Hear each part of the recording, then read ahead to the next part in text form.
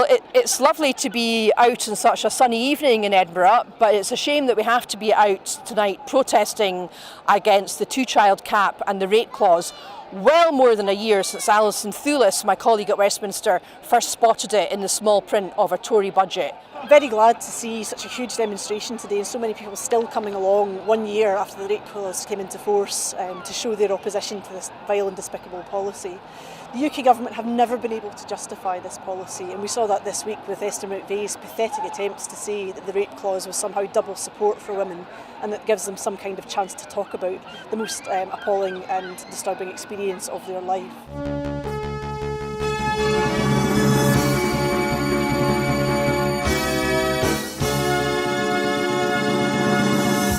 As you can see behind me, we're at the very beginning of the All Under One Banner rally.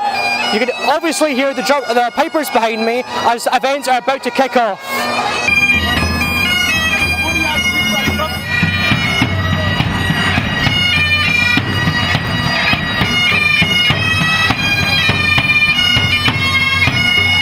It's time to aim high, look resolutely outwards, and never, ever accept second best. Above all, it's time to believe that we can. We can build that better country we know is possible. And friends, we will. If you enjoy watching our programmes, please help us to be Scotland's independent broadcaster by signing up to become a Broadcasting Scotland supporter.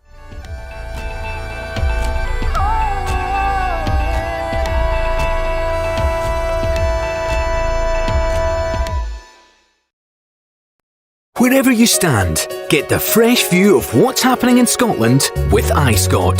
Celebrate everything about our country with intelligent, in-depth insight from lifestyle, culture to puzzles. And all the opinions you'll need, whether it's digital or by post. Subscribe now to iScot.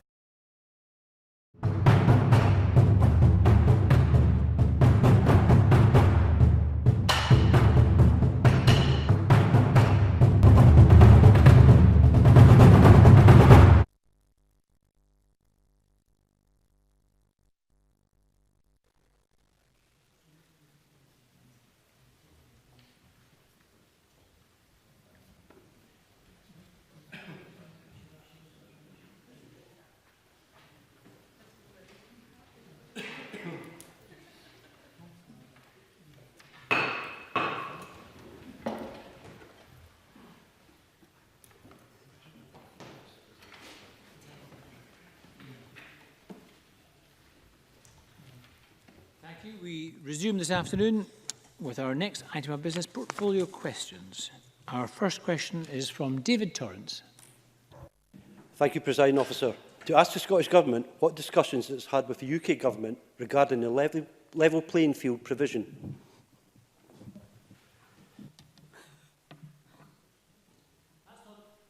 Sorry, Mr Torrance, that's not the question I've got on front of me in the paper. It's the impact on Scotland's rural economy if the UK Government's moving away. Apologies, somebody's printed it off wrong for me. All right. Apologies, Presiding Officer. To ask the Scottish Government what impact could be on Scotland's rural economy of the UK Government moving away from the standards and protections that are offered by EU regulations. Thank you. Minister Marie-Goujon.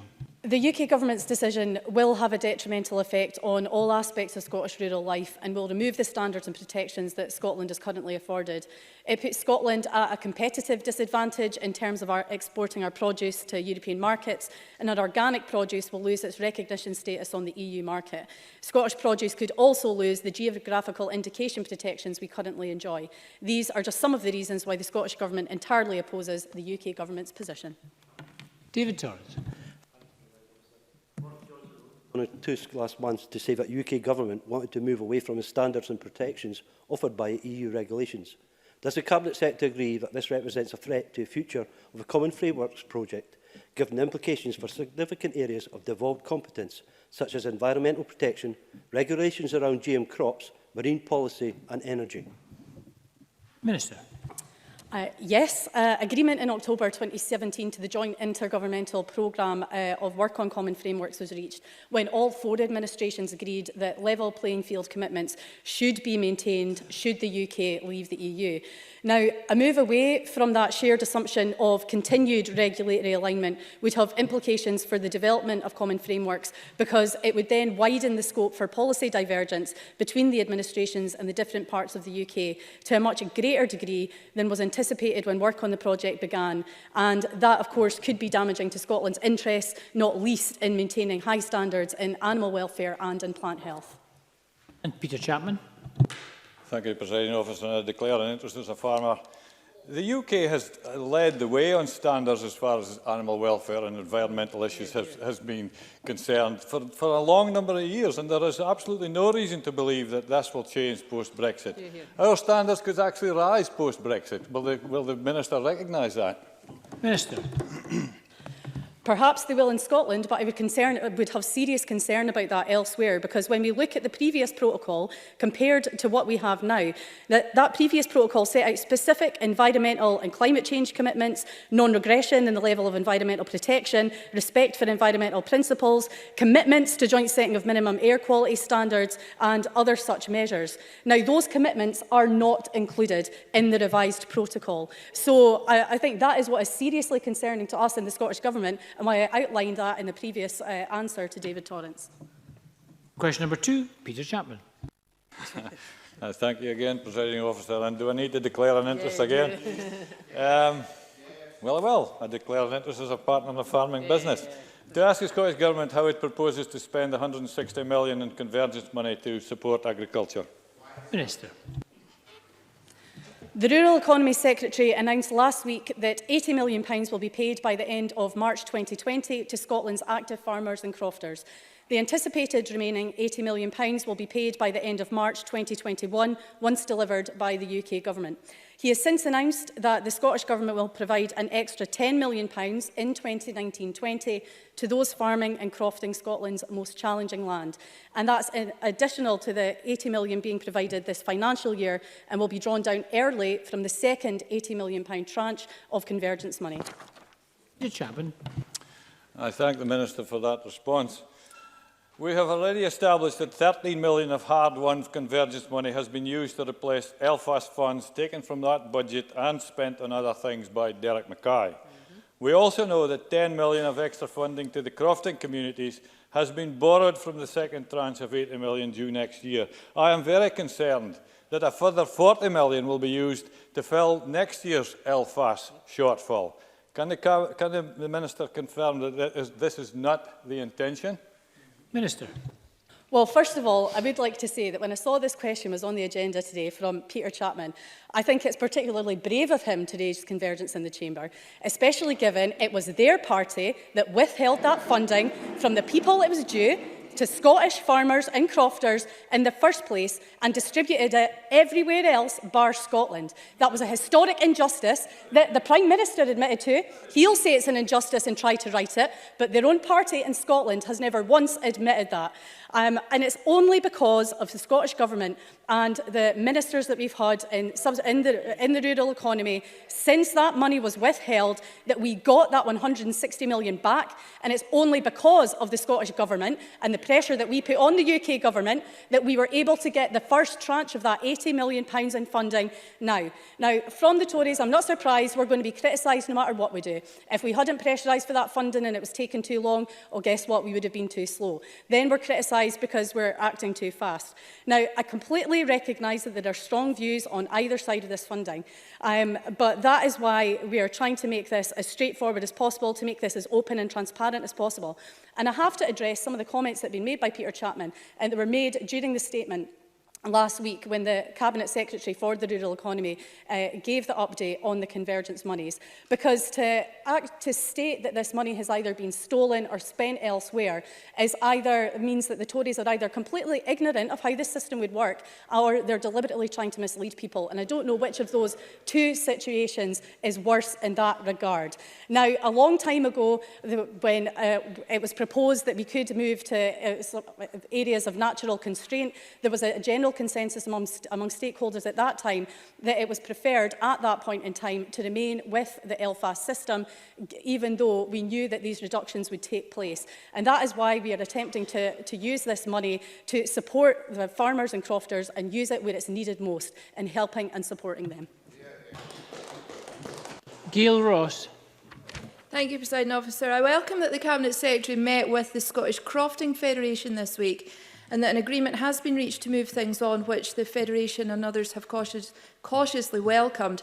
But can the Minister tell the Chamber what else the Scottish Government is doing to support crofting and crofters? Minister.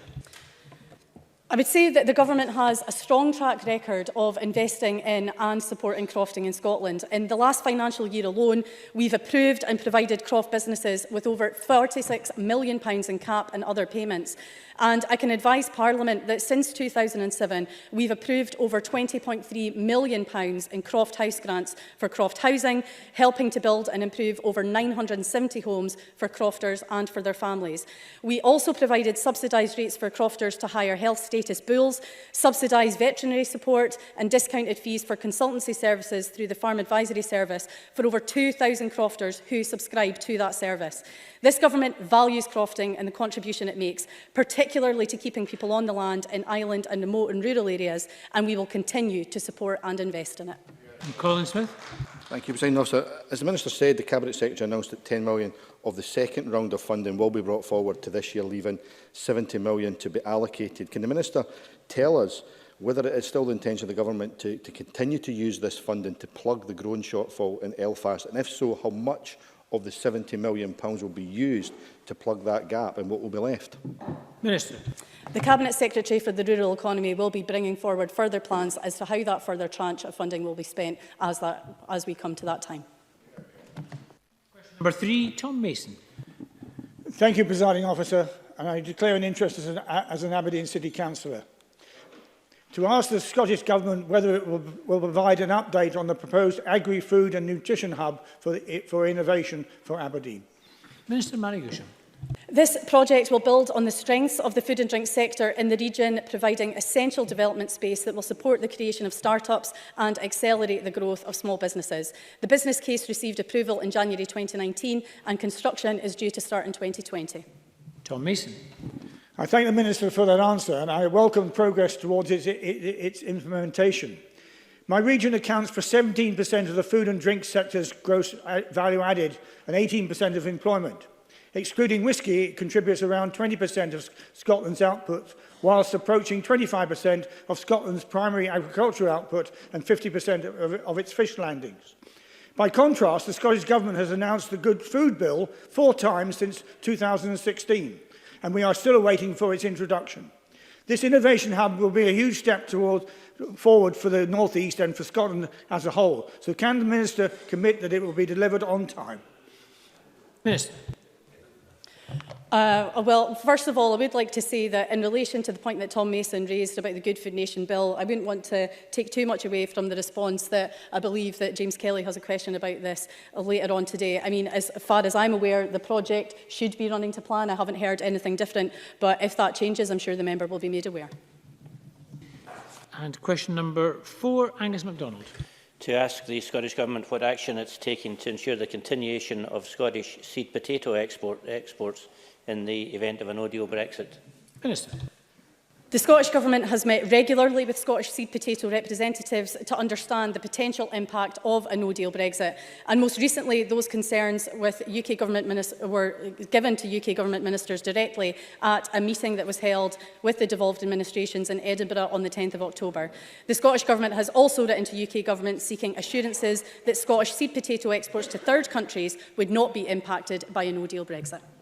Angus MacDonald. I thank the Minister for a response. This is yet another sector of the industry where there is unacceptable uncertainty. With Egypt and the Canary Islands being 2 of Scotland's major export markets for our seed potatoes, there's a strong case for the rolling over of existing export agreements with these countries. Will the Minister continue to impress upon the next UK Government the need to protect the export market for the 60,000 tonnes of seed potatoes that are exported from Scotland under current trading arrangements? Minister. I can absolutely assure the member of that, because our seed potatoes are prized around the world because of the high health status that they have, and we simply cannot afford to have any of that or that business put at risk by Brexit. And it's something that disproportionately affects us in Scotland compared to the rest of the UK. Now, I've been in regular contact with the British Potato Trade Association to hear their concerns and in turn impress that on the UK government. Because the people in Scotland, won't be any surprise to anyone here, did not vote for Brexit. But despite that, here we have another example of a very successful sector in the Scottish rural economy that might have to pay a high price for that. Now, I've raised on a number of occasions with the UK government the issue of tariffs and future trading arrangements with the likes of Egypt and the Canary Islands. And I wrote most recently on the 2nd of October about this. But as yet, we still have absolutely no clarity about what future trading arrangements will be and if this sector will be affected. But we will continue to work with the sector and press the UK government to get a positive outcome for our seed potato producers. Question number 5, Liz Smith. To ask the Scottish Government for an update on the latest applicants to the Knowledge Transfer and Innovation Fund. Minister Mary Goujon. The Knowledge Transfer and Innovation Fund Assessment Committee approved 6 applications on the 6th of September this year, and my officials are currently finalising contract arrangements with the beneficiaries. Once concluded, this will bring the total number of approved projects to 33, with a total commitment of just under £5.8 million in the SRDP 2014 to 2020 programme period. We are scheduled to assess another round of applications in February 2020.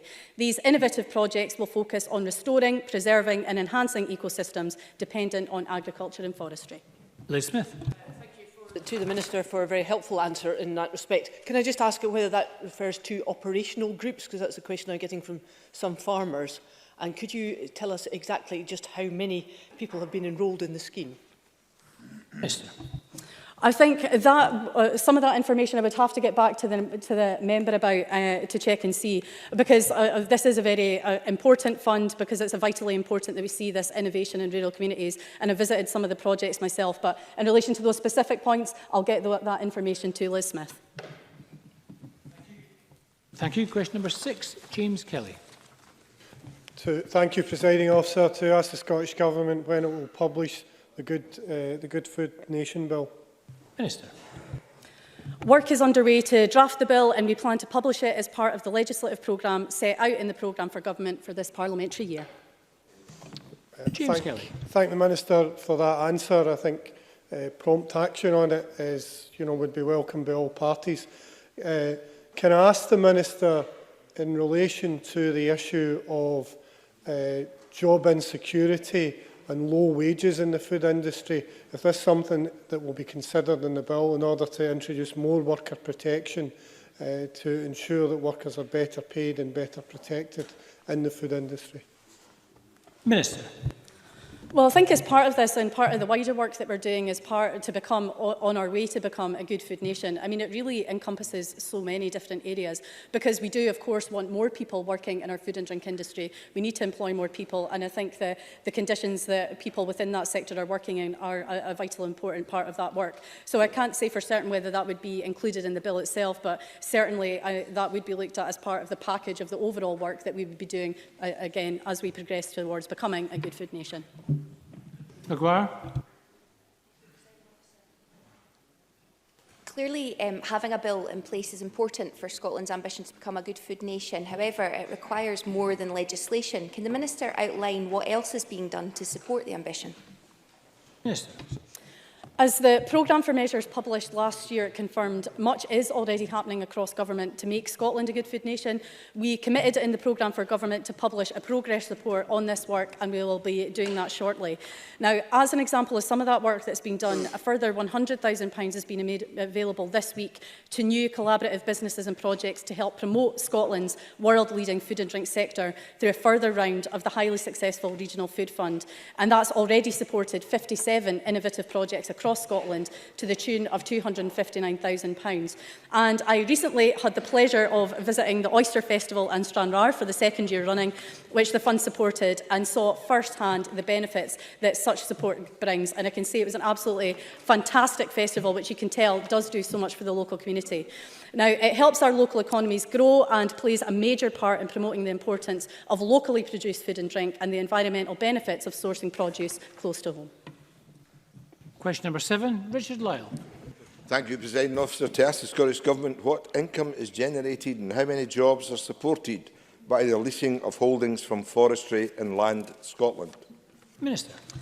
This year, the forecast gross income from leases from Scotland's National Forest and Land is around £20 million.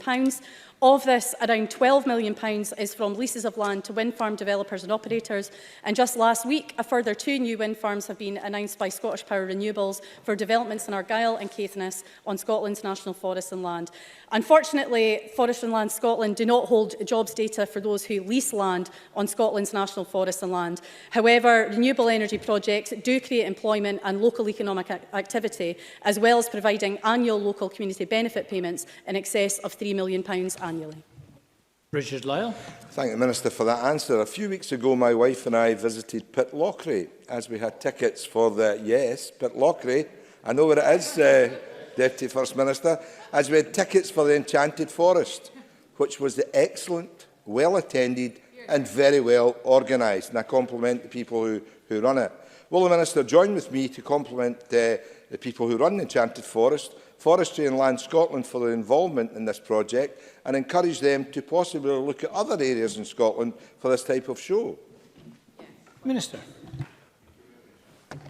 I thank the member for that question, and at risk of upsetting the Deputy First Minister, I have to admit it's something I haven't had the opportunity to attend and see the Enchanted Forest yet, but I'll definitely make the effort to do so.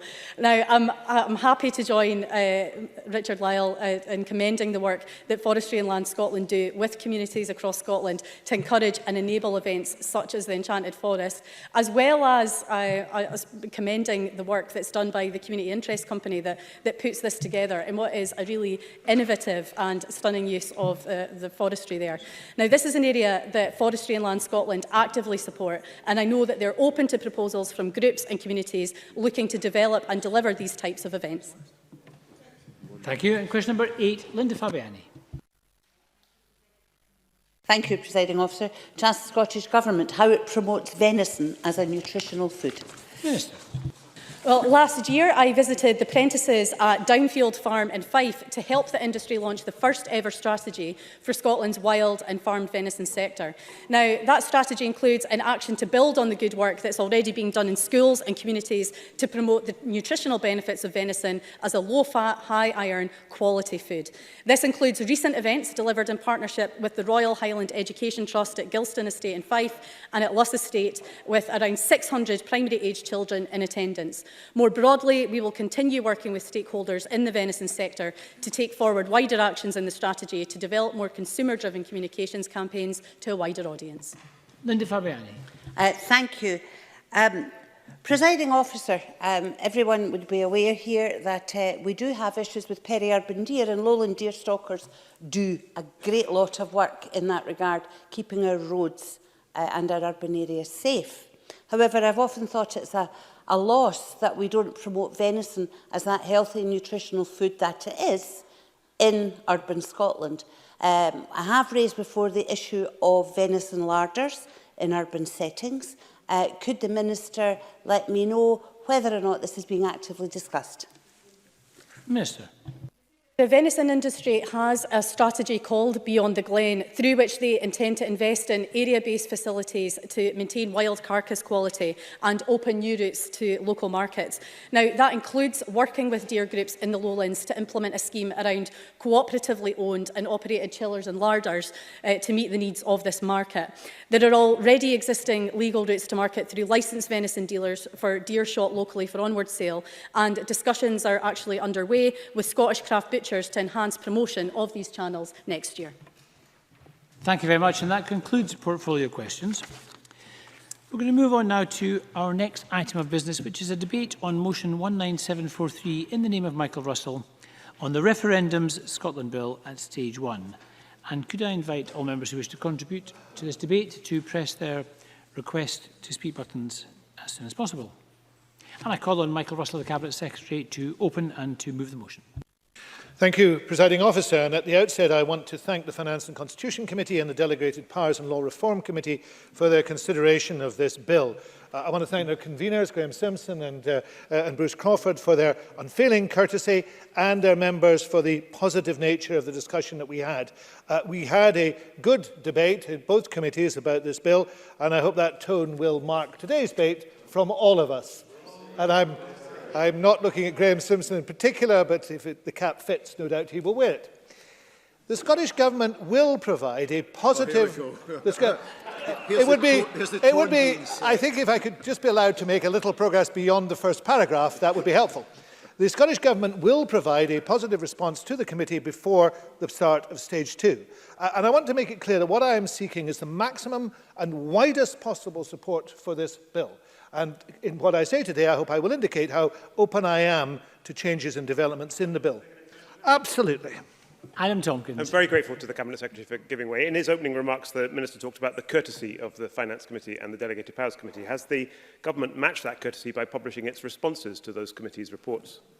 Well, I'm sorry that he did not listen to the paragraph that I've just read, because it gave the answer to his question. The Scottish Government will provide a positive response to the committee before the start of stage 2, and it will be a positive response. The purpose of the bill is to put in place a standing framework of conduct and campaign rules that could be applied to any national referendum in Scotland. My intention is that these rules meet the highest standards of electoral administration and regulation and reflect international best practice. This will ensure that the debate on a future referendum concentrates on the merit of the issue, not the process. There is existing legislation that sets out the rules and approaches to referendum held in Scotland, but there is no such Scottish legislation, and this bill therefore addresses a specific gap in the devolved legislative landscape, which is important considering that we are responsible for our own franchise. Now, I am pleased that the committee has recognised the importance of this work and has supported unanimously the policy intention of the bill. I am sure that the Westminster maxim will therefore be followed, that the vote follows the voice, and vice versa. As with all elections, the needs of voters should be at the heart of our considerations. By establishing a consistent set of rules and aligning with these familiar to voters from other polls will ensure that it is as easy as possible for voters to participate. As I indicated when I gave evidence to the Delegated Powers and Law Reform Committee and the Finance and Constitution Committee, I am always open to alternative approaches to any aspects of any bill for which I am responsible, where these would more effectively facilitate the policy aims. I therefore welcome the suggestions made by the committee on ways to improve the bill. The committee has recommended that the bill be changed to mandate that referenda on constitutional matters must be taken forward by primary legislation, that other referendums should normally require primary legislation. I'm happy to accept the committee's recommendation that changes should be made to section 1 of the bill. I agree that normally a short bill should be the way to trigger a referendum, and for the avoidance of doubt, I can confirm that any proposal, for example, for a Scottish independence referendum should now require a short bill. I will also reflect seriously on the second question the committee poses for me, whether it's appropriate for some less contentious referendums to be triggered by secondary legislation, and I will bring forward further details of my approach before the start of stage 2. One of the matters that would be set by the trigger legislation is the regulated campaign period for the poll, also referred to as the referendum period. The committee heard evidence that suggests a default period should be set. I've always been open to setting a default campaign period. I'm convinced by the evidence put forward it's in the interest of voters that it should happen, and it should be 10 weeks. I intend, therefore, to move an amendment at stage 2 to set this default. Voter information and engagement before and during any referendum campaign is an important matter, Presiding Officer, as is the scope of restrictions on publications in the days leading to the poll, of which, of course, this Parliament is presently suffering. The Scottish Government works in close partnership with other agencies such as Education Scotland to ensure that young voters receive appropriate education in citizenship and political literacy. Electoral stakeholders also undertake specific work to engage with young voters on matters of registration. There is a clear role for specific organisations to provide information during the run-up to the poll. We will therefore make changes to the provisions on pre-poll publication restrictions to ensure that the Scottish Parliament corporate body can continue its business as usual and to allow electoral registration officers continue to their work on promoting voter registration. The committee has also made a number of recommendations on the conduct of polls. I greatly value the expertise of electoral administrators and the Electoral Commission in delivering elections and referendums. We will give careful consideration to the recommendations made by the Commission and by other stakeholders on possible refinements to the conduct rules. I can confirm that I will bring forward amendments on a number of technical issues, such as to require the Chief Counting Officer to consult with the Electoral Commission when issuing directions, and I want to reiterate my strong intention that administrators should have the appropriate time and resources to undertake their duties to the highest standard. We have already made clear that the Scottish Government will fund the necessary arrangements for a referendum held under the framework. We've reflected on the feedback from stakeholders. We've already made specific provision in the bill to account for areas of additional cost, such as any additional registration costs which may fall on electoral registration officers. My officials will continue to work with administrators during the implementation of the bill to ensure that they do receive all the support they need to deliver any future poll and which has been promised. I also intend to work with the SPCB and the Electoral Commission to ensure that the funding arrangements in the bill are acceptable and align with the conversation this Parliament is due to have on the electoral reform bill over the coming months. I'll also respond positively in due course to the committee's recommendation requesting additional information on the costs set out in the financial memorandum. Presiding Officer, I now want to turn to the recommendations concerning the campaign rules. It's imperative that any electoral event is properly regulated. The experience, of course. Neil Findlay. Just before the Minister moves on, I wonder if he could set out where he foresees what type of, or examples he can give us of other referenda that might happen. So what type of issues might be covered? Well, a number of examples were used, of course, during the discussion on this matter in the committee of which he is a member, the Delegated Powers Committee, and in the allow me, if you'd allow me to finish, Mr. Findlay, and also laid out in the discussion that took place at the committee, the Finance and Constitution Committee.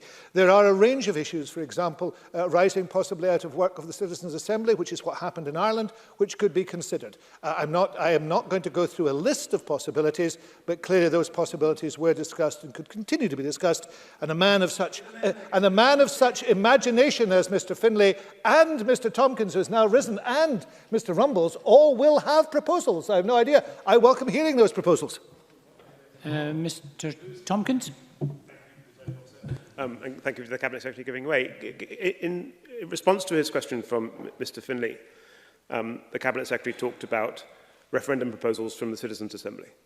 So why is there then no provision in this bill for anything relating to a citizen initiative, a citizen-initiated referendum?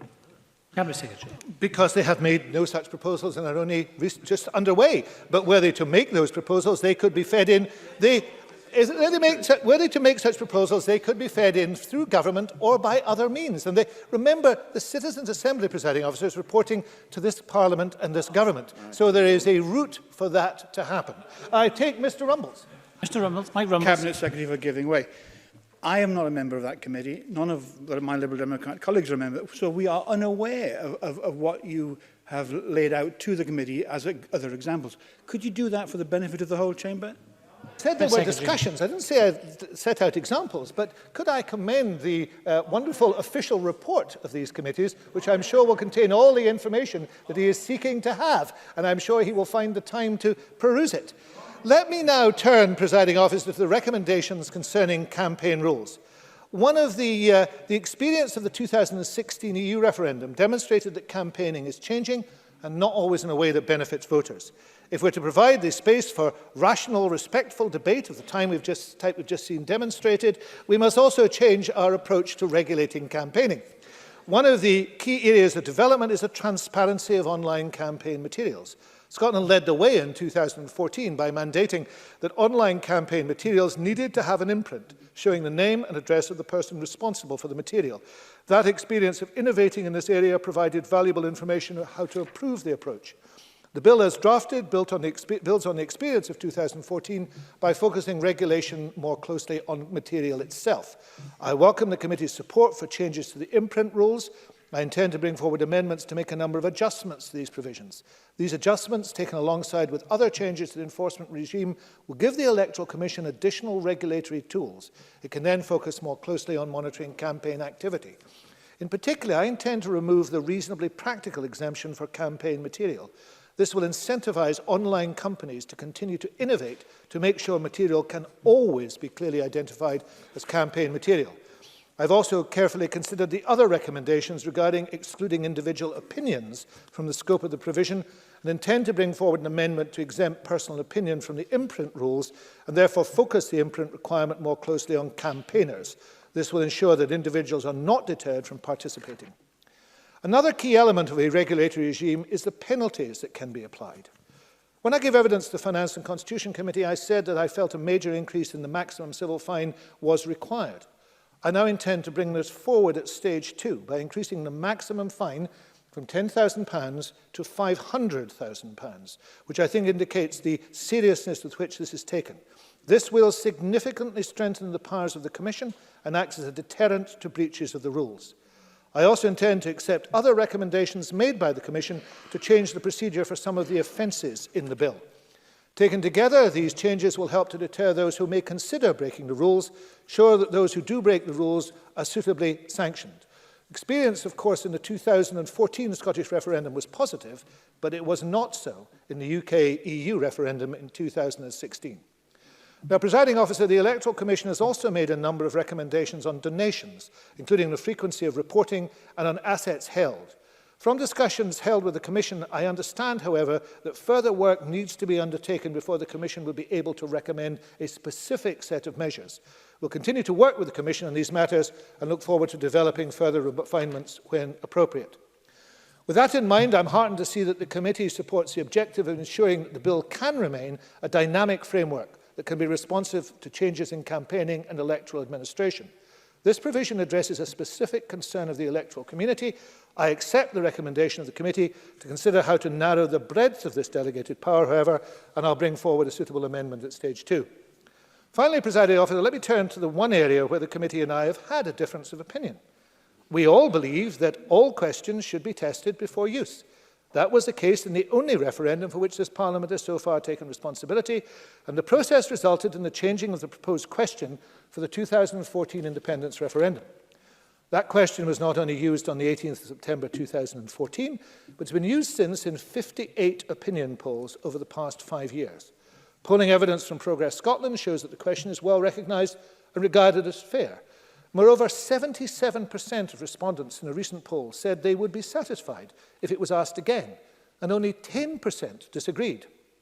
However, I do think questions will go out of use and require to be altered as time passes. I therefore believe there should be a shelf life for any question which might be the duration of 2 parliaments, and I will move an amendment and I will move an amendment to achieve that at stage 2. Some of those, however, I think members should wait until I have concluded. Some of those who propose testing every question, even if it has been tested before, are doing so, of course, some of them, out of principle, and I respect that. So I entirely accept it is right for me to look at the issue again in the light of these views and the evidence that the committee has received and consider if I should go even further. I am therefore in agreement with the committee that I should discuss this matter with the Electoral Commission and come back at stage 2 with any proposals that may arise from these discussions. I'm happy to commit myself to do so today in the spirit of trying to reach an agreement that will be acceptable to those who take a positive view of this bill and want it to go forward with the widest support, which I certainly do.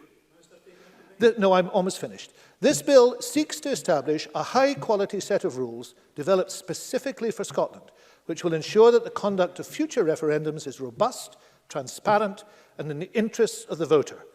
Presiding Officer, I thank the committees for their work, and I move that the Parliament agrees to the general principles of the Referendums Scotland Bill. Thank you, and I call Bruce Crawford as convener of the committee. Thank you, Presiding Officer. Presiding Officer, one of the ambitions of Scottish devolution was to create a new politics based on a much more consensual approach rather than the more adversarial style of politics that was seen at Westminster. This was always perhaps just a bit idealistic. But my goodness, do we need more consensual politics at this time, perhaps more so than at any time in my life? I'm therefore glad to say that the Finance and Constitution Committee were able to come to a consensus and produce a unanimous Stage 1 report on the Referendum Scotland Bill. This demonstrates quite clearly that it's still possible for colleagues right across the political spectrum working together to come to constructively and collaboratively to come to a conclusion. Frankly, if you'd asked me at the beginning of the process of our taking evidence, I would have been sceptical about whether such an outcome was indeed achievable. I therefore want to warmly thank my colleagues on the committee for the spirit in which they approached our scrutiny of the bill, particularly their collective willingness to reach a consensus based on the evidence. This enlightened approach is very welcome given the voracious cynicism and increasingly public distrust which I believe threatens to undermine our democratic values. The report, I believe, is an excellent example of good scrutiny based on detailed examination of expert evidence. It's also clear to me, as I'm sure it is also clear to the rest of my colleagues on the committee, that this unanimous outcome would not have been possible without the high level of professional input from our clerking team led by James Johnson, nor indeed without the excellent advice provided by our adviser, Alistair Clark. The support I received from the committee vice convener, Adam Tompkins, in the process was also invaluable in achieving the outcome we did. We also very much welcome the spirit in which the report has been received by the Cabinet Secretary and recognise his willingness to consider our findings. And he's already outlined today some of the areas in which the Scottish Government intends to bring forward amendments in a range of areas. Presiding Officer, let me now turn in some detail to our key conclusions and recommendations. The committee supports the policy objectives of the bill to put in place a generic framework for referendums on the basis that the bill is amended to reflect the weight of evidence we received. We note almost all of our witnesses welcomed the proposals for a generic framework as being consistent with international good practice. There are two main areas in the bill which the committee believes need to be considered again by ministers. First, the powers in Section 1 that enable ministers to make regulations under the affirmative statutory instrument procedure to provide for the holding of a referendum. Second, the power in Section 3(7) to allow ministers to specify in subordinate legislation the wording of the question in a referendum without consulting the Electoral Commission if that wording has previously been tested. As far as Section 1 is concerned, the expert opinion we received was somewhat critical of the extent of this power. Indeed, Dr Alan Rennick, the Deputy Director of the Constitution Unit, told us he could find no well-functioning parliamentary democracy that gives ministers blanket authority to call a referendum by secondary legislation. Dr Rennick and a number of our other expert witnesses recommended the power should be removed, and we've heard today what the Cabinet Secretary has said in that regard. Therefore, the committee recommends that the bill be amended so that first, referendums on constitutional issues must require primary legislation. Second, all other referendums will ordinarily require primary legislation. And thirdly, if the Cabinet Secretary wishes to identify specific criteria for the other referendums which would not ordinarily require primary legislation, he should lodge the necessary amendments at stage 2. The committee also explored the matter of question testing in some detail. The key consideration was whether or not a referendum question which had been tested by the Electoral Commission should be retested if it's proposed to be used again in a future referendum. The Cabinet Secretary explained to us that while he was in favour of question testing, he was not in favour of confusing people. I don't think many of us are. In relation to the possibility of a second independence referendum, his view is that the question used in the referendum in 2014 remains in current use. And to support this view, he cited the use of the wording in many opinion polls. However, the evidence the committee received mainly took a different view. In particular, the committee noted the evidence from the Electoral Commission. They told us they strongly believe that they should be asked to test a question, even when that question has been asked before. In their view, this is because contexts can change. They argue that a formal testing process provides assurance to the voter about the integrity of the referendum. The committee therefore recommended that the Cabinet Secretary recognise the weight of evidence in favour of the Electoral Commission testing a previously used question. We also recommended that he must come to an agreement with the Electoral Commission based on this evidence prior to stage 2. Now, the committee also examined in some detail a number of other technical aspects of the bill, and this includes the regulation of digital campaign material, again referred to by the Cabinet Secretary in his contribution, in particular the provision of imprints on such material. We recommended that the bill could be amended to tighten the requirements for providing imprints on digital material. We also recommended that ministers could provide some clarification of the intended scope of the bill in this area. On timing issues, we agreed with our witnesses that adequate time is required in advance of polling day for two key purposes. First, to allow sufficient time for the campaign so that voters have sufficient opportunity to be properly informed about the issues. Second, to allow administrators and regulators enough time to prepare for any referendum. We recommended that the bill is amended to include a minimum period of 10 weeks for the regulated referendum period. On thresholds, we did not consider that there was sufficient evidence to support anything other than a simple majority. Finally, the committee looked closely at section 37 of the bill.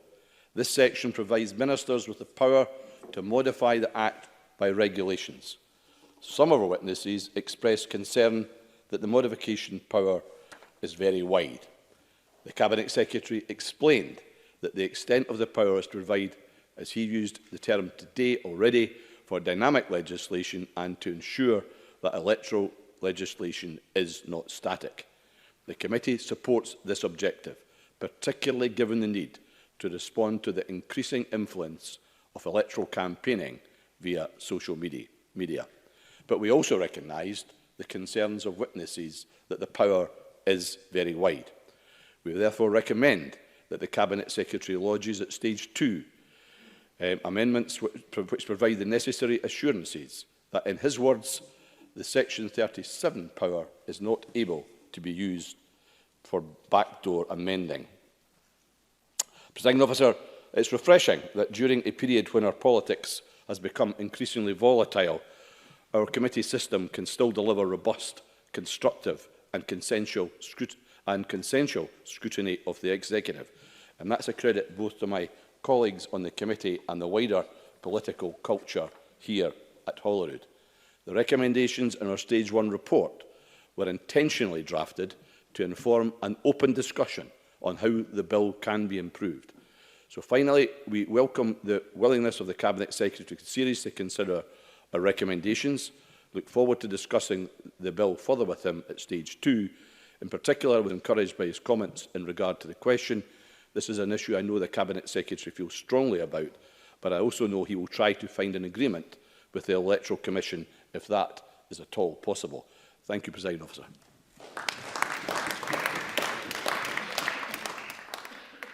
Thank you very much. And I now call on Adam Tompkins to open for the Conservative Party. Thank you, Presiding Officer. Let me open with a quotation.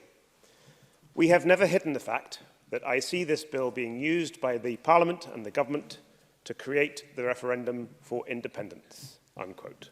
So said Mike Russell in evidence to this Parliament's Finance and Constitution Committee in September this year. So let there be no doubt. For the SNP, this bill is not about referendums in general. It is about IndyRef 2. This bill was announced by the First Minister in a statement about independence. And there is no issue, as we heard from the Cabinet Secretary earlier this afternoon, there is no issue other than independence which the SNP proposed to put to the people of Scotland in a referendum. This bill is designed with only one purpose in mind: to pave the way for an unwanted second independence referendum. Scottish Conservative MSPs, Presiding Officer, were elected to this Parliament on a manifesto commitment that was crystal clear. We will oppose the SNP's attempts to steamroller Scotland into an unwanted second independence referendum every step of the way. And for that reason, I'll take an intervention in a minute, and for that reason, we will oppose this unwanted referendums bill at every stage, including in the stage 1 vote this evening. We will vote against this bill. We do not support its general principles. We do not want a second independence referendum. The question of independence was put to the people of Scotland in a referendum in 2014 that Nicola Sturgeon herself described as once in a lifetime. We said no, and we meant it. But even now, Nicola Sturgeon is not listening. Presiding Officer, if the general principles of this bill are bad enough, its detail is worse. Not at the moment. Not only are the SNP trying to steamroller us into a second independence referendum, they are trying to rig that referendum by playing fast and loose with its rules. Let's start with section 1, which says this: the Scottish ministers may, by regulations, provide for a referendum to be held throughout Scotland. This is an astonishing provision, which I note the Finance and Constitution Committee has unanimously recommended must be amended. There is no equivalent power in the UK's standing legislation on referendums. No referendum can be held in the United Kingdom without the authority of an Act of Parliament, the highest source of law we have. Yet here, Mike Russell wants to give himself the power by a click of his ministerial fingers to hold a referendum by order. Alan Rennick of the Constitution Unit at University College London told the Finance Committee that he knows of no well-functioning parliamentary democracy in the world that gives ministers blanket authority to call a referendum in this way. And the Institute for Government agree. Section 1 should be removed from the bill, they have said. Primary legislation should provide the basis of any future referendum in Scotland. This is so obviously right, Presiding Officer, that it really should not need saying. Referendums decide things. They are not expressions of opinion. They are formal devices for making decisions. Scotland decided not to become independent of the rest of the United Kingdom in 2014. And the United Kingdom decided to leave the European Union in 2016, in a few moments. These are big decisions. And the process for making them demands the fullest scrutiny. And that is why passing an act, rather than Mr. Russell clicking his fingers, should be a mandatory requirement for any referendum. Referendums, Mr. Russell, I'll give way in 1 second. Referendums, Mr. Russell, are about enhancing democracy. They are not about augmenting ministerial powers to rule by diktat. Section 1 of your bill is badly misconceived and it should be removed from the legislation. Cabinet Secretary Michael Surprising that the member who is a professor of constitutional law does not know that secondary legislation isn't about clicking fingers, but let that pass. How does it enhance democracy to make sure that the people of Scotland are not heard when they vote not to leave the EU?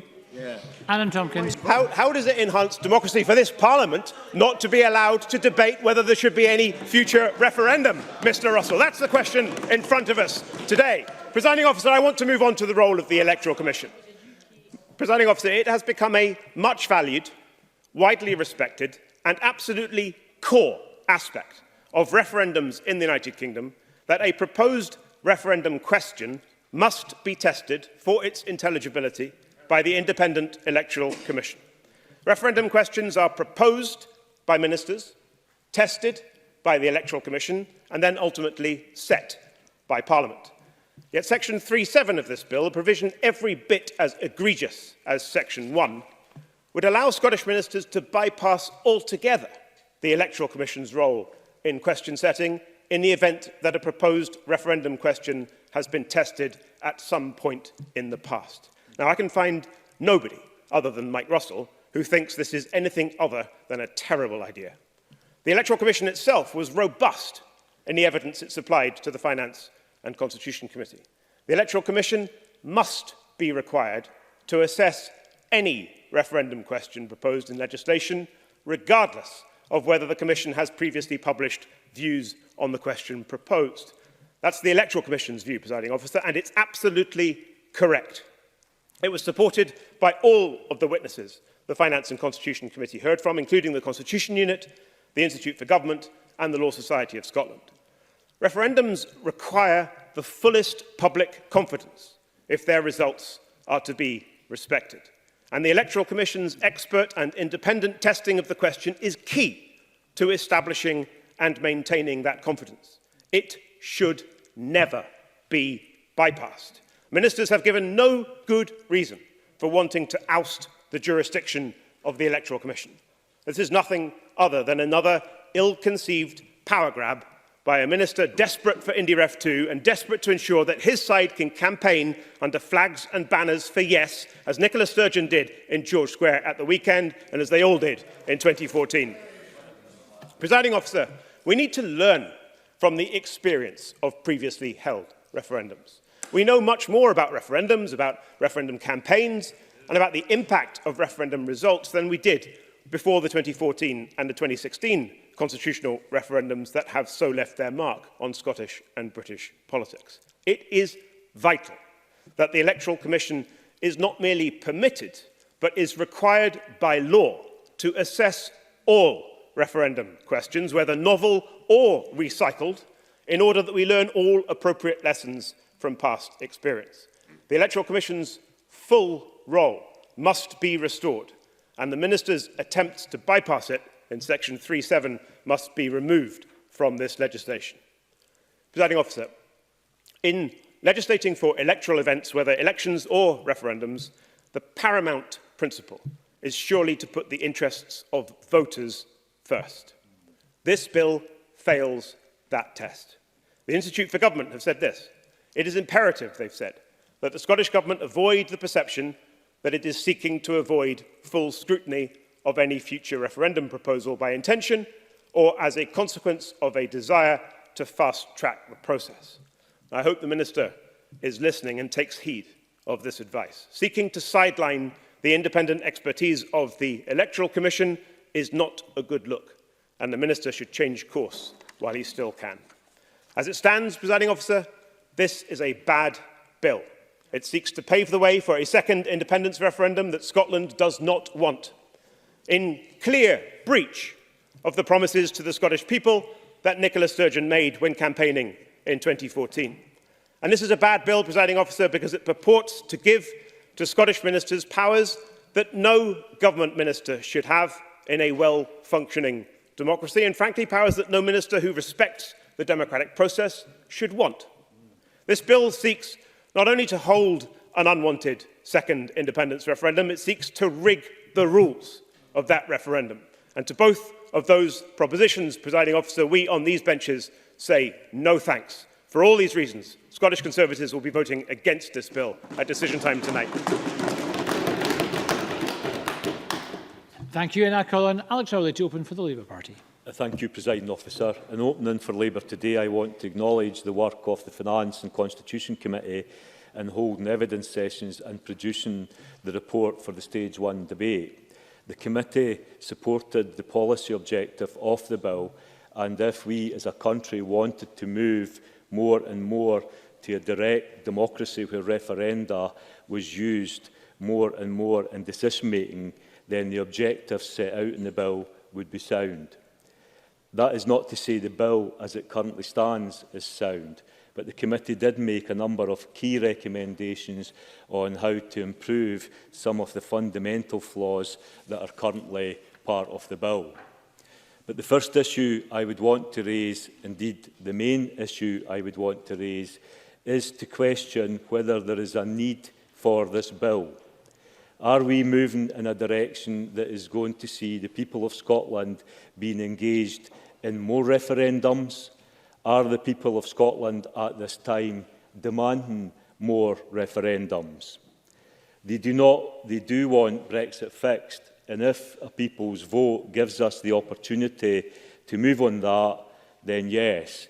But I have to say my experience is that the people of Scotland are sick, fed up of constitutional conflict. I am not sure that in Scotland at this time there is a demand for a referendum bill. and certainly not until the current constitutional crisis created by the Tories and made even worse by the Tories is resolved. Yeah. Patrick Harvey. I'm grateful to the member for giving way. Clearly he has concerns and disagrees with those of us who support independence about the idea of more constitutional referendums. But were there any of the witnesses who gave us expert evidence on the democratic process, on referendums, or indeed the Electoral Commission, who said that the principle of a framework bill for referendums was a bad idea in itself? I seem to recall they all supported it. Alex Rowley. Well, I think I'm coming on to that, and I will address Mr Harvey's point. The SNP, on the one hand, have tried to portray this bill, just as Mr Harvey does, as simply being an administrative procedure to facilitate future referendums, as opposed to the ad hoc approach that's in place at the present time. But of course, this bill is only really about one referendum. And in fairness, the SNP have made no secret of that. This is the SNP in the Ref2 bill. As Nicola Sturgeon has made clear, this bill is being put into place to pave the way for another independence referendum within the lifetime of this Parliament. Labour cannot support this bill on that basis. We believe it is not in Scotland's interest, in the midst of the Tory Brexit chaos, to create even more uncertainty and even more chaos. Indeed, I would suggest it would be impossible during this chaos to put a clear proposition to the Scottish people. Would we be in Europe? Would we be out of Europe? Mr Russell suggests he has had a nod and a wink from some in Europe that we would be welcomed with open arms. I'm not sure who nodded. Yeah. Cabinet Secretary Michael To be Russell. entirely fair, I'd draw your attention to the reported remarks, not nods and winks, but the reported remarks from Herr Van Rompuy, former President of the Commission, who made it clear that he did not regard himself, he said that, as a separatist, but there was a path open if Scotland took it in a usual, conventional, constitutional way. That's nods and winks. That's a path open. Actually. I think, if anything, which we've seen for the failed attempts by the Tories over 3 years, is that it would not be as simple and as straightforward as that. And Mr Russell needs to acknowledge that. But Mr Russell was quoted as saying the relationship between the rest of the UK and the border between Scotland and England will be governed by the European Union in the event of an independent Scotland. Nicola Sturgeon rightly raises concern over the £14 billion trade that we have with the European Union being put at risk from a failed Tory Brexit. But what about the £50 billion of trade we have with the rest of the United Kingdom? This is the inherent contradiction in the SNP ideology. How can it be possible that it would be a disaster for Scotland to leave the single market of the European Union, but it is somehow a triumph to leave an even larger single market, which is the United Kingdom, where the majority of our trade takes place? I will give way. Yeah. I do not know anybody who has suggested leaving the single market of the United Kingdom. What has been talked about, and you referred to Nicola Sturgeon's remarks, was making sure that that provision was part of the arrangement between the EU and the rest of the UK, because that's what it would be. And the rest of the UK has indicated it wished a seamless trading relationship. So, therefore, no problem.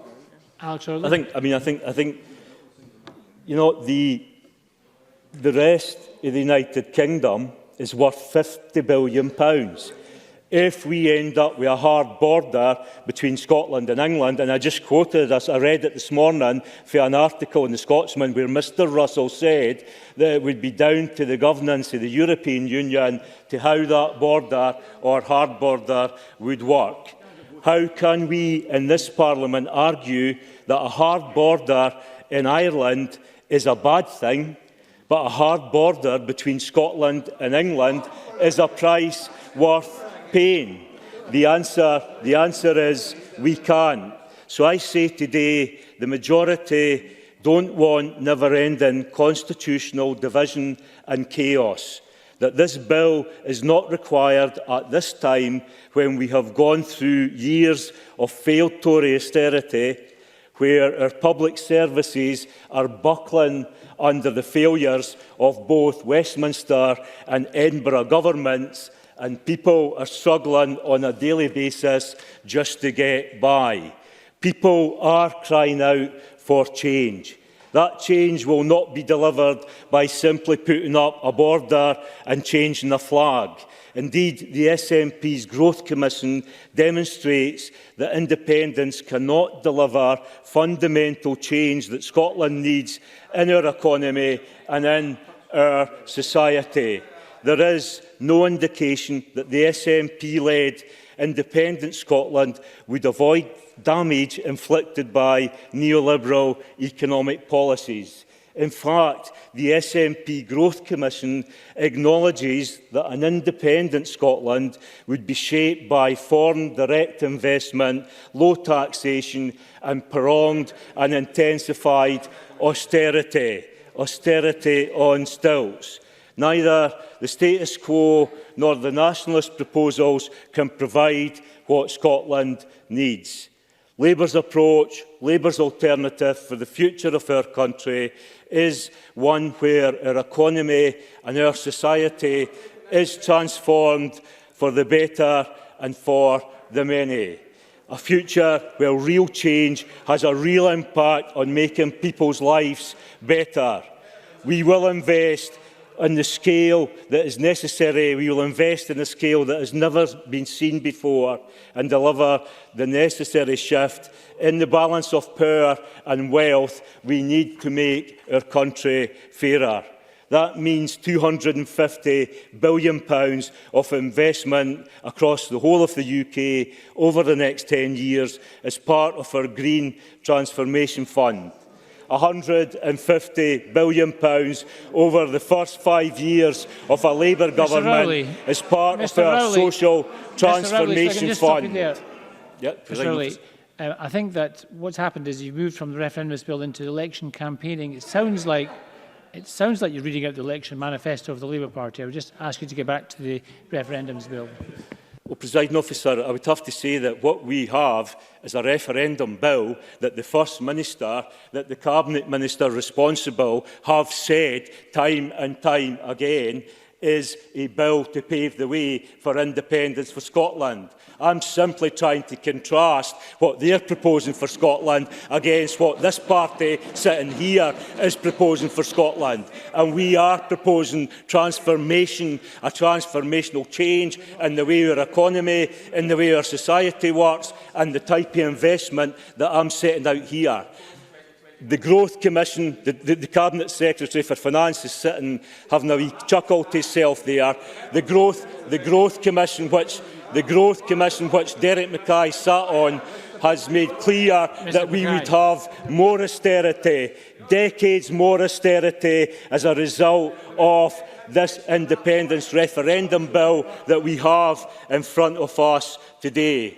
So, Presiding Officer, to conclude, rather than trying to rig a referendum, this government here in Edinburgh should bring a halt to this legislation and free up the time to allow this Parliament to focus on the kind of transformation our country needs. This bill is flawed. Vote it down.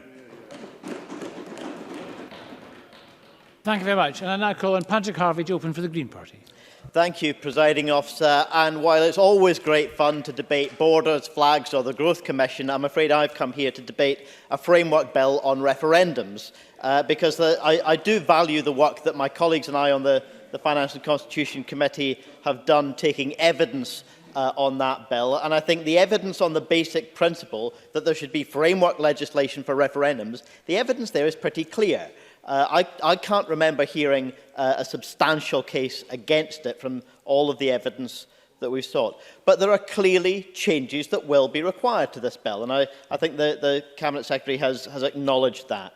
I have struggled to understand the case, for example, that a question can be so urgent that primary legislation can't be used and secondary legislation should be used, and yet the same question not so important that scrutiny can be dispensed with.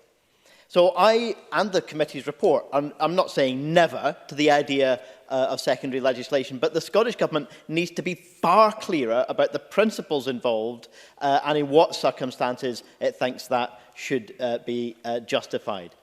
On question testing, a case can be made as well for a shelf life, but it's not an overwhelming case. And if there is time to conduct question testing in preparation for any particular referendum, then I struggle to see why that testing should be dispensed with. We do have to acknowledge the importance and the legitimacy of an independent body that can advise on democratic processes. And either we trust the Electoral Commission to be that body or we don't. A case might be made for Scotland creating a new independent body to take on those functions. In particular, I'm unclear why only those political parties that have 2 MPs at Westminster should be able to nominate commissioners to the Electoral Commission. I have no idea why a DUP commissioner should have any say in issues reflecting Scottish democracy. But there is no case for saying that we will use the Electoral Commission as that independent body, but only if we think it will make decisions we agree with.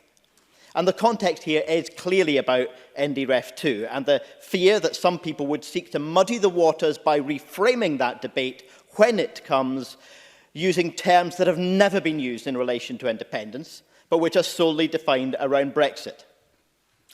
People have mischievously suggested, I think, reframing that debate around Leave and Remain. Leave, Vote Leave, and Leave.eu are established, distinct political brands which come preloaded with their political values. Both organisations and Leave as a political brand are permanently associated with their track record of anti-European attitudes, hostility to immigration and serious breaches of electoral law. And while in this chamber we are not allowed to accuse anyone of lying, both organisations have made countless statements which strain my ability to find a kinder description.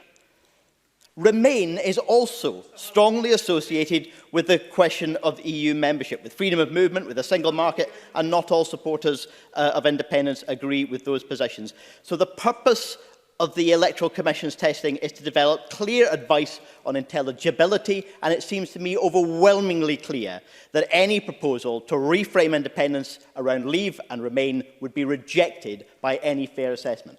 Neil Findlay. Mr Harvey rightly lays in to the mistruths said by the Leave campaign, but I have to ask him to reflect on some of the utter rubbish that was in the white paper that was presented at the independence campaign. Would you reflect on that as well? I have reflected on many occasions as to why I didn't support the SNP's white paper, and on another occasion we'll debate that in detail.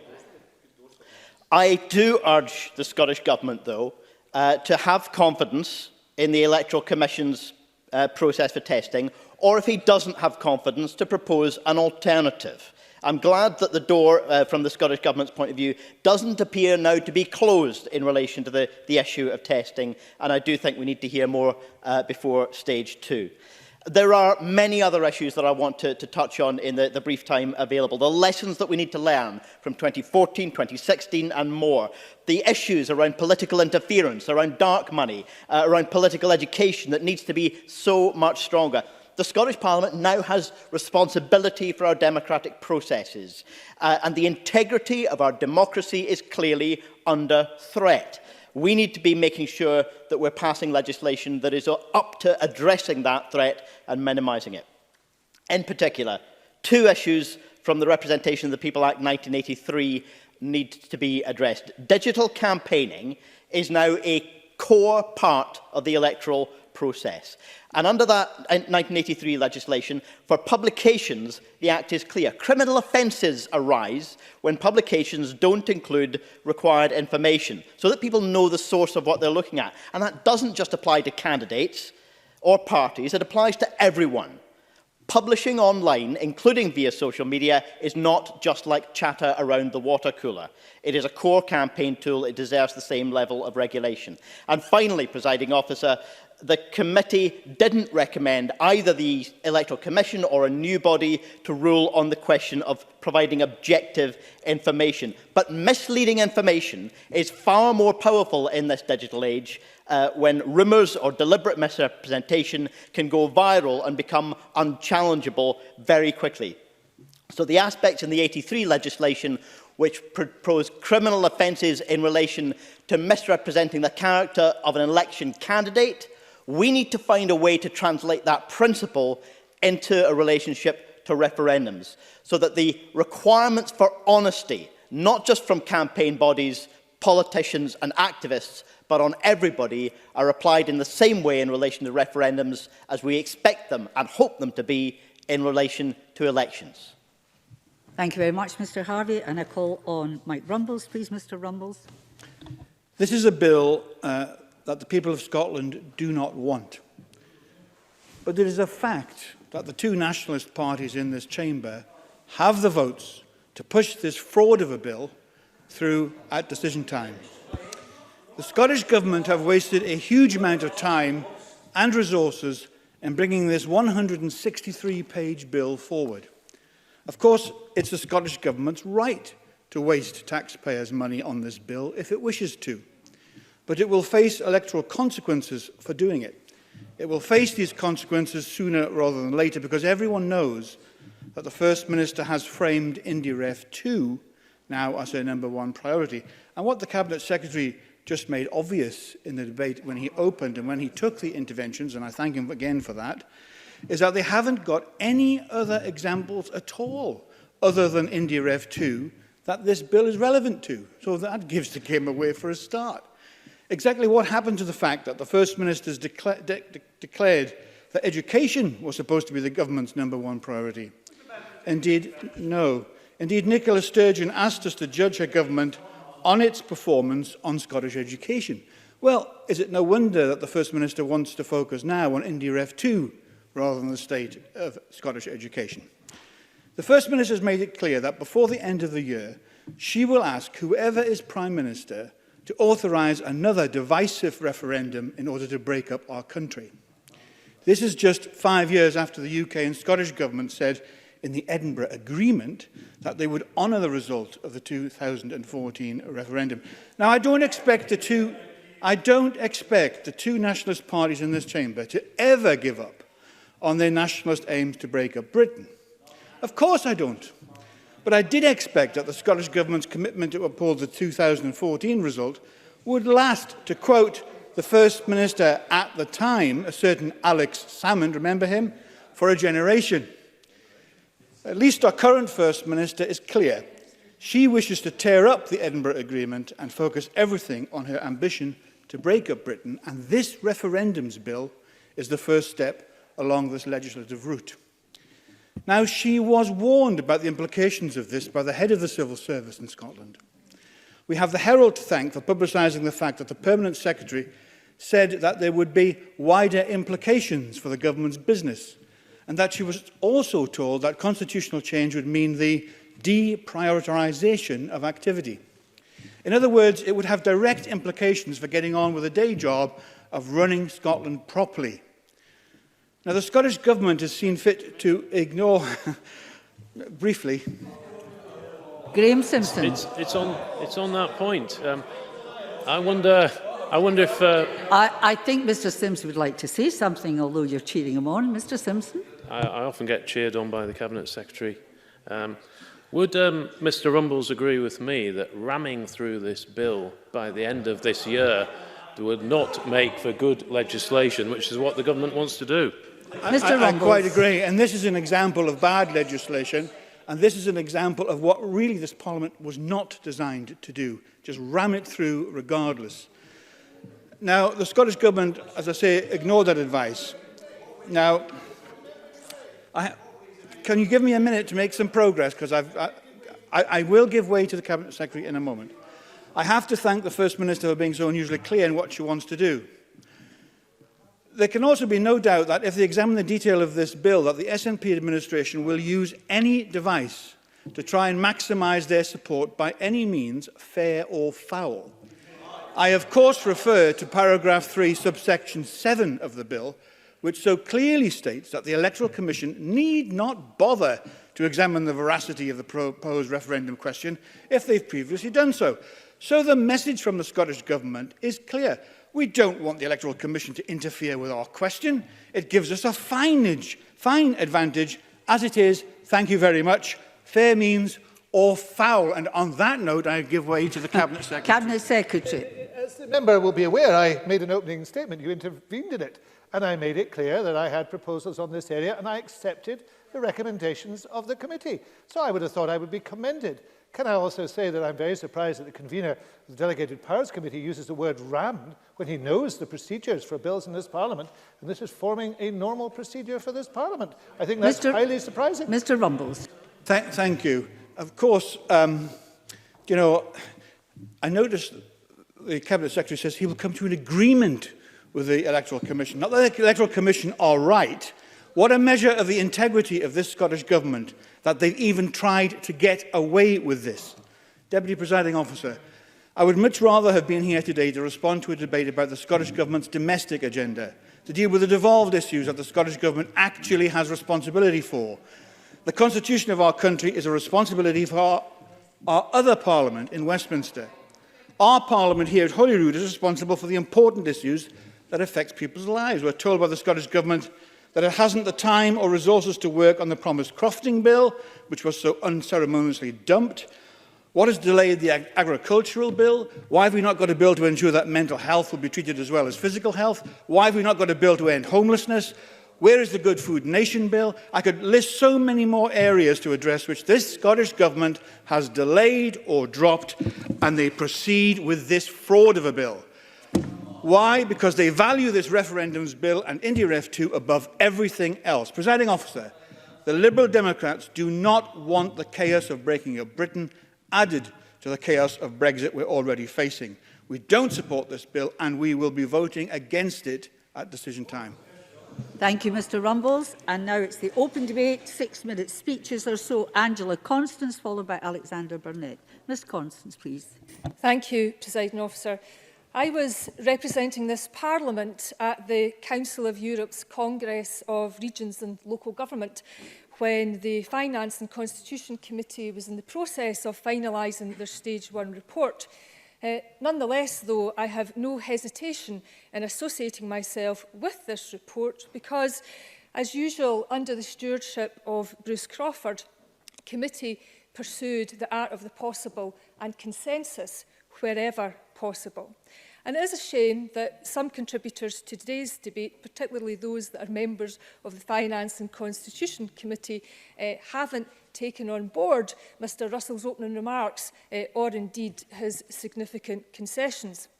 And the committee convener outlined that the recommendations in the Stage 1 report are intentionally drafted to inform further discussion and debate on how we get the very best referendums legislation. And I believe the committee's report can help us as we go forward to learn from the best of the 2014 referendum experience, but also from the worst of the 2016 experience and the unfolding consequences. And, Presiding Officer, I have never hidden that I've believed in independence since I was 8, and indeed I've waved a few flags in my time. And I've campaigned and indeed marched for independence since I was 18, at a time when it was far from fashionable.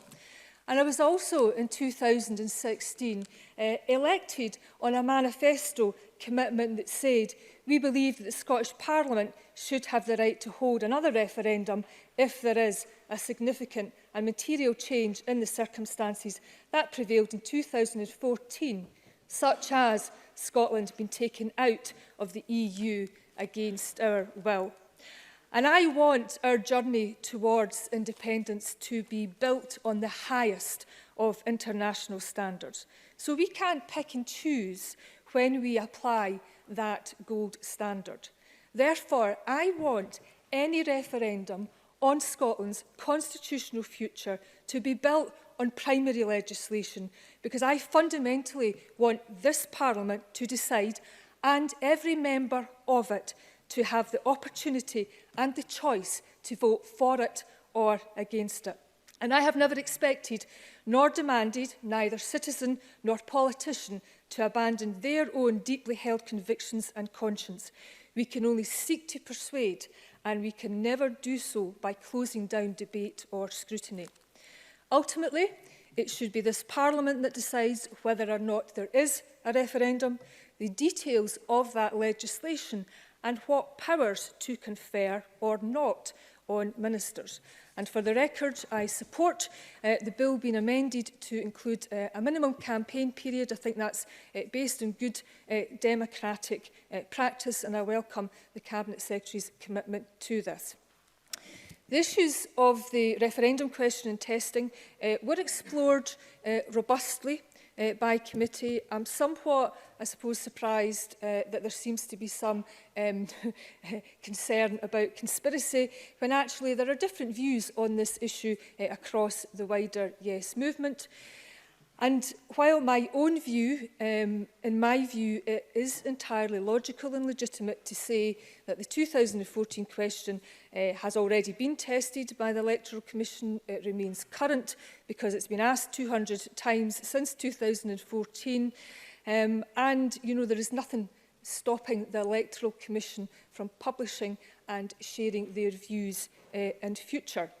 But nonetheless, I do accept that it is prudent and that it is mature of committee to say to both the Cabinet Secretary and the Electoral Commission in the first instance to go away, find some space, look at the evidence together and see if you can come to an agreed way forward and come back to us prior to stage 2. And I can support this approach, despite my own grumbles about some aspects of the Electoral Commission as a UK-wide body as it's structured. And I won't repeat the comments that Patrick Harvey made earlier. These were issues that I raised at committee.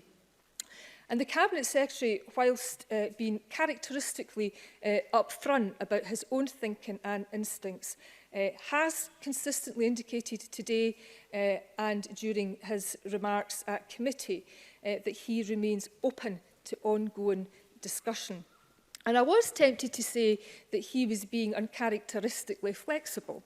But I think that would be unfair, as there are very few people who will have observed the inflexibility of Westminster in recent times who would not see the self-destruction of the UK government's approach and seek to avoid it.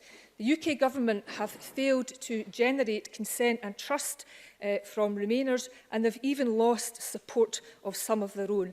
And I think if Brexit has taught us anything, surely it's what not to do if you want to persuade people and what not to do if you want to lead. You have to always reach out, and you have to reach out to those of different opinion. And while we live in uncertain times, I do believe that history will show that ignoring the highest Remain voting part of the UK will lead to the demise of the UK. And I suspect I'm not alone in this thinking, as it may be the reason the UK government at present is running I was just thinking what an excellent... Order. Pardon, please sit down. I was just thinking an excellent speech, actually speaking to the bill on stage 1, and you're just beginning to drift into electioneering, just easing yourself into it, but nevertheless you're doing it, so stop. Well, I will take your advice, Presiding Officer, and stop and just end on the point that in relation to this bill could help us build a future, build a consensus, whatever your views are about Scotland's constitutional future. Thank you. And you know, I have to remind members we are discussing stage 1 of a bill, a very technical bill, and it's very useful if members will speak to that in the main. I call now Alexander Burnett to be followed by Tom Arthur. Mr Burnett. Thank you, Deputy Presiding Officer, and can I firstly take this opportunity to thank the committee clerks for their considerable efforts in producing this report, and to those who gave evidence to the bill, both written and in person. As ever, their time and effort is much appreciated. Now, like most committee members, during multiple evidence sessions, I focused on a particular theme. And on this bill, my area of focus has been on the role of the Electoral Commission and the testing of any referendum question. And it came as little surprise that there was unanimous agreement amongst those giving evidence. And I hope the Cabinet Secretary has taken this on board and ensures that the bill he is seeking to bring forward meets the level of credibility that I hope he would aspire to. Now, the fact that the Minister is able to set referendum timing and questions by secondary legislation is cause for concern. This is not a party political point, but a democratic one. And would the Cabinet Secretary be happy when the shoe is on the other foot and such important details are at the discretion of a Scottish Conservative Minister? But the truth is that this whole bill is a political point, from the speed it is being rushed through Parliament at the expense of existing responsibilities, to the pretence that it is not a foundation stone for a second independence referendum. And this hypocrisy even sits on the face of the bill. For why would a bill that will only cover devolved issues include a specific clause to approve a previously asked question when that question is a reserved issue? Because the only question asked before is the one on independence, and it is the only one the SNP seeks to legislate against scrutiny. And the scrutiny required is very clear and set out by the Electoral Commission, covers requirements for clear timescales, focus groups, interviews, geographical testing, accessibility, and more. I asked Dame Sue Bruce, the Electoral Commissioner for Scotland, her position on the fact that panels we had taken evidence from had been very clear about the need for testing the referendum question, and the Electoral Commission's role in that, including when the question had been asked before. Her response could not be more clear, and I quote Dame Bruce's response. She strongly believes that the Electoral Commission should be asked to test the question. I refer again to putting the voter at the centre of the process. We think that formal testing of the question helps to provide confidence and assurance to the voter and to the Parliament that is posing the question. And, with regard to the integrity of the process, to establish that the question is clear, transparent, and neutral in its setting. So, based on the evidence, it was not surprising that the committee concluded at stage 1 to recommend that the Cabinet Secretary recognises the weight of evidence above in favour of the Electoral Commission testing a previously used referendum question, and must come to an agreement based on this evidence with the Electoral Commission prior to stage 2. But we must wait to see if this will actually happen, because in committee, when I asked the Cabinet Secretary repeatedly on his view of testing a referendum question, his response, despite the evidence we had heard, was that the question had already been tested. And when probed on why this was beyond question, he said, "I am not in favour of confusing people. If a question has been used again and again, and it continues to be in use, it would be a serious step to try to throw it out." Now, as an aside, I don't think the Cabinet Secretary has much regard for the intelligence of the electorate if he thinks they would be confused. But I mainly believe it is a grave mistake to simply accept a question because it has been used previously. Because there is also an unfortunate arrogance in the Cabinet Secretary's position. What he is really saying is that he knows best, and that he is afraid to seek and trust the Electoral Commission's endorsement. And arrogance or fear is no way to legislate. And in this case, his rejection of the Electoral Commission and their own wish to be involved demonstrates scant support for the protectors of our democracy. Now, we need to ensure that the question is as fair to the electorate as possible, and as ever, the Scottish Conservatives think it is important that every question is tested and created on an evidence-based approach. All of us are learning on a daily basis, whether it be the Electoral Commission, MSPs, or the electorate. The only person who would appear to have given up on learning, and possibly in line with his own party's education record, is the Cabinet Secretary. Because there are many lessons which need to be reflected in this bill, not least the fact that Scotland wants to move on from repeating referendum. Scotland rejected separation in 2014 and sees this constant constitutional posturing as nothing more than disrespect for their vote. So, Cabinet Secretary, I just say it's never too late to start learning. Thank you.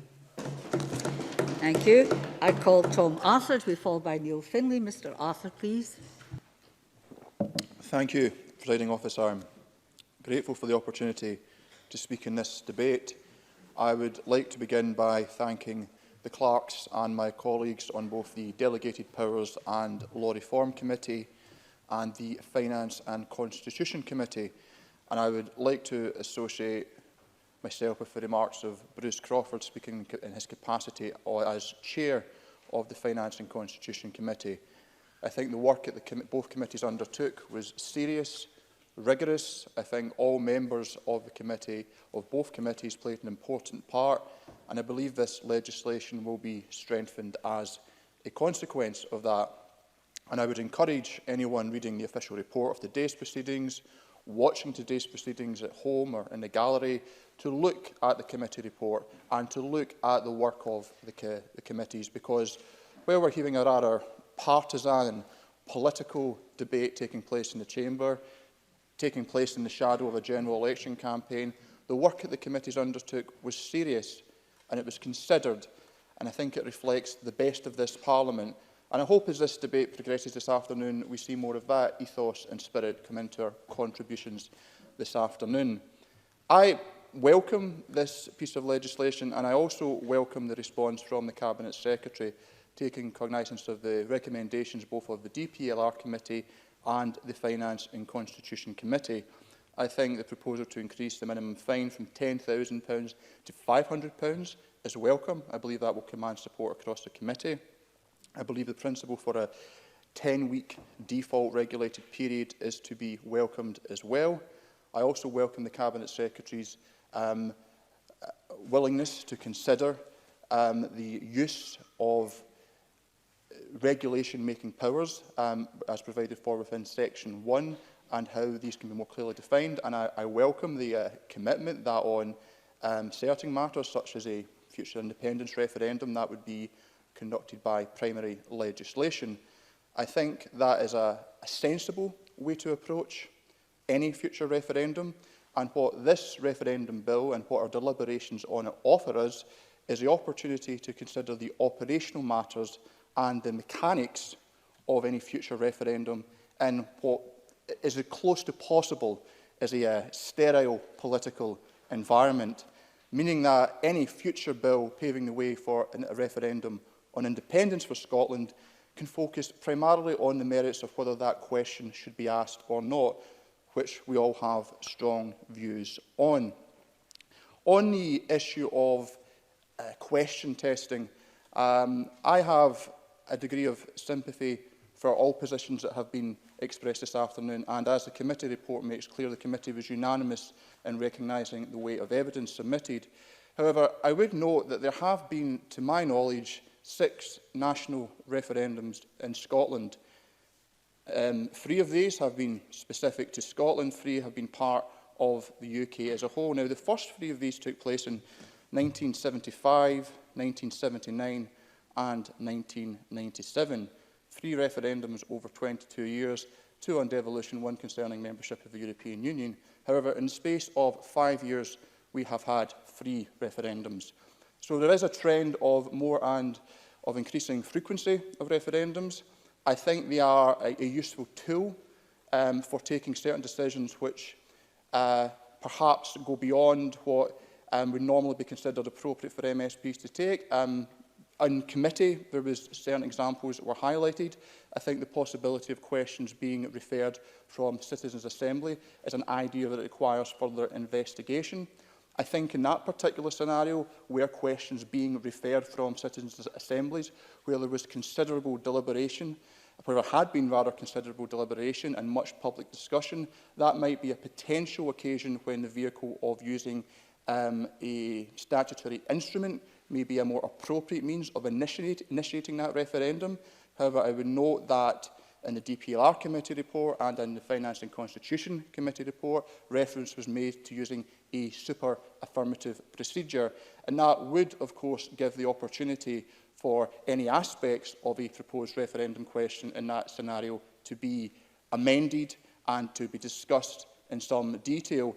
So I think while it should be the norm that referendum questions are considered via primary legislation, there is a case for, I think, retaining that power to create referendums through secondary legislation.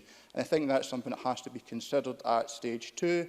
And I look forward to having discussions with committee colleagues on the Finance and Constitution Committee and potentially on the Delegated Power and Law Reform Committee as well. In concluding, Presiding Officer, I would note that the Finance and Constitution Committee was unanimous in supporting the policy objectives of the bill. Now, I appreciate today's vote is on the general principles and some opposition members will feel that they are unable to do so. However, given that there was unanimity on supporting the policy objectives of the bill, I would urge opposition members to abstain to allow the bill to progress to stage 2, where it can be amended and their concerns can be addressed, concerns which the Cabinet Secretary has recognised and is showing a willingness to engage constructively with all members and committees to take forward. Thank you, Presiding Officer. Thank you very much, Mr Arthur. I call Neil Finlay to be followed by Jenny Gilruth. Mr Finlay, please. Presiding Officer, there are days when this Parliament inspires me and it motivates me and it delivers for our people. And there are days when this place depresses me, when it navel-gazes, when its focus is on issues that command the energy and attention of the political class and is used for narrow party advantage, which completely and utterly ignores the plight of the people we are sent here to represent. And I'm afraid this is one of those occasions, because I have to say, Presiding Officer, that in 16 years of elected politics, I have not had a single person, not one, come to me and demand that we put through a framework bill on how we conduct referendums. Not one. But let me set out very clearly what people do come to me about. Let me tell you about the issues affecting my community. And I would bet my last penny that these are the issues filling almost every other member of this Parliament's mailbox and taking up their time at constituency surgeries. My constituents in Stonyburn want to know why they no longer have a GP practice in their village for the first time since the formation of the National Health Service. Sorry, Mr Finlay. Mr Finlay, please sit down. I know this is difficult for everybody. This is stage 1 of a bill on technical issues. Yes, speak against the bill, absolutely. But I don't want to hear detailed political points being made. Instead of discussing, well, you've made your general points, you think there's more important issues, that's your position, but let's discuss this bill. That's what this debate is about. Officer, I am going to expand on my argument that I'm putting across. I need to exemplify the points that I'm making, and that's what I am attempting to do. And you'll see where my argument goes if you allow me to make those points. I'll give you a bit of leeway, but don't stretch it too far. So my point is, why are my constituents not seeing this Parliament address that issue? Why are my constituents across the Lothian who are trying to find somewhere to live, who cannot access a council house, who cannot afford rising rents, why are they not afforded a citizens' initiative or a referendum on a proposal to address homelessness in this city? I'll bet they would want one. Tom Arthur. The member, I'm very grateful to Neil Finlay for giving way. Would he like to see these issues potentially discussed at a future Citizens' Assembly? And if there were to be significant and radical proposals were to come forward, would he like to see them put to the people in a referendum potentially? Well, I think we're starting to move into a whole different set-up, and that would need very wide discussion, because I'll tell you this, there are other issues, like my constituents from East Calder, who are waiting 54 weeks on orthopaedic operations. They're supposed to have illegal... No, I'm sorry, Mr Finlay, I've warned you already. You're now going into constituency detail. That is the... Please sit down. Please sit down. I understand your position, but don't abuse it. This is a debate on when you don't agree with the bill, fine. You don't agree with the bill because you think there's other better things to deal with. Yes, you've said that. Now please tackle the report that's before you. Attack that. But don't, I'm not going to listen to details of constituency members. I'll ask you to sit down and stop otherwise. Well, you can do that. Because I think they want to know where ministers in this Parliament break the law over 100,000 times. Where is the initiative in this Parliament like we are seeing a new initiative with a referendum, where is the new initiative that comes forward to hold ministers who break the law to account? Where is the initiatives coming forward to address drug deaths in this Parliament? We've not even had a debate, never mind a referendum or a citizens' assembly. None of that. There is no new initiatives to come forward to address one of the biggest crises that we have. And yet we want to create a new bill on referendums for something that may never happen, because we know the only thing they want to happen is for Mr Russell to have his day bringing through a bill that paves the way for an independence referendum. Where is the opportunity for a citizens' initiative or a referendum on the government's failing education policy? Because it's supposed to be the top priority of the government. There is no opportunity for us to hold the government to account via a referendum or a citizens' initiative. The government hasn't had an education debate, as we heard already today, for 2 years. So where is the ability for us to hold the government to account? Presiding Officer, if this bill proceeds, I will look to lay amendments on third or additional options on ballot papers for any future referendum. I will look to lay amendments on different citizens' initiatives, initiatives that will hold the government to account when they break the law 100,000 times. Because I'll tell you this, if all we have is more binary choices on referendums, I'll tell you what we'll create. We'll create a more divided, a more depressing politics. That's what we'll create if all we do is create more binary choices. I adopt a default principle that powers should be devolved to the lowest level unless there's an overwhelming or rational reason not to. And I believe that is a sound principle. And I believe that we can debate each topic that comes forward and deliver that power to the most appropriate level. That's what I believe in. But that debate is for another time. This bill should not deflect us from dealing with the immediate issues facing our people. People who out there are lying in doorways, shivering on the street. And I have to say today, I think people will rightfully be looking at this place and wondering what relevance it has to their lives. Thank you, Mr Finlay. And I now call Jenny Gilruth to be followed by Graham Simpson. Ms Gilruth, please. Thank you, Presiding Officer. Talk about depressing politics. I am grateful to have the opportunity to contribute to this afternoon's debate on the Referendum Scotland Bill and to quote the draft legislation and acts of the Scottish Parliament to make provision for the holding of referendums throughout Scotland, to make provision about such referendums and other referendums held under acts of the Scottish Parliament. It is undeniable that the tectonic plates of Scottish politics have shifted somewhat cataclysmically since 2014. So the importance of getting this legislation right cannot be underestimated. There are two key issues contained within the Stage 1 report of the Finance and Constitution Committee, which I would like to focus my remarks on today, namely that of electoral registration and political literacy, with particular reference to Section 4 of the draft bill and Section 28. And, Presiding Officer, I declare an interest as a former modern studies teacher and as a development officer for the National Qualifications at Education Scotland, where I contributed to the Curriculum for Excellence briefing paper on political literacy, which was published in August 2013. The UK-wide introduction of individual electoral registration, IER, did not happen until after the 2014 referendum. And as the committee was told, it is widely thought that one of the effects of individual electoral registration has been a reduction in the completeness of the electoral register. Research shows that young people and students in particular were negatively affected. Indeed, according to the Electoral Reform Society, there are 9.4 million people across the UK missing from the electoral roll, nearly 14% of the UK's population. And whilst the process of individual electoral registration remains currently a reserved matter, that should not deter discussions on how to improve voter registration in the interests of democracy. In the run-up to the 2014 referendum, I recall attending a meeting in Edinburgh City Chambers with Mary Pickathley, who was the Chief Counting Officer for the Scottish Independence referendum. And I was there as an employee of Education Scotland at the time, and I'm sure I'm not breaking any confidences when I say that it became clear the varying approaches across the country to Section 26 of the Scottish Independence Referendum Act 2013, which focused on encouraging participation. So Adam Tompkins is absolutely right when he says that we need to learn lessons from referendums, and perhaps the government can reflect upon that and strengthen the provisions contained within Section 28 of the draft bill, which focuses on that participation.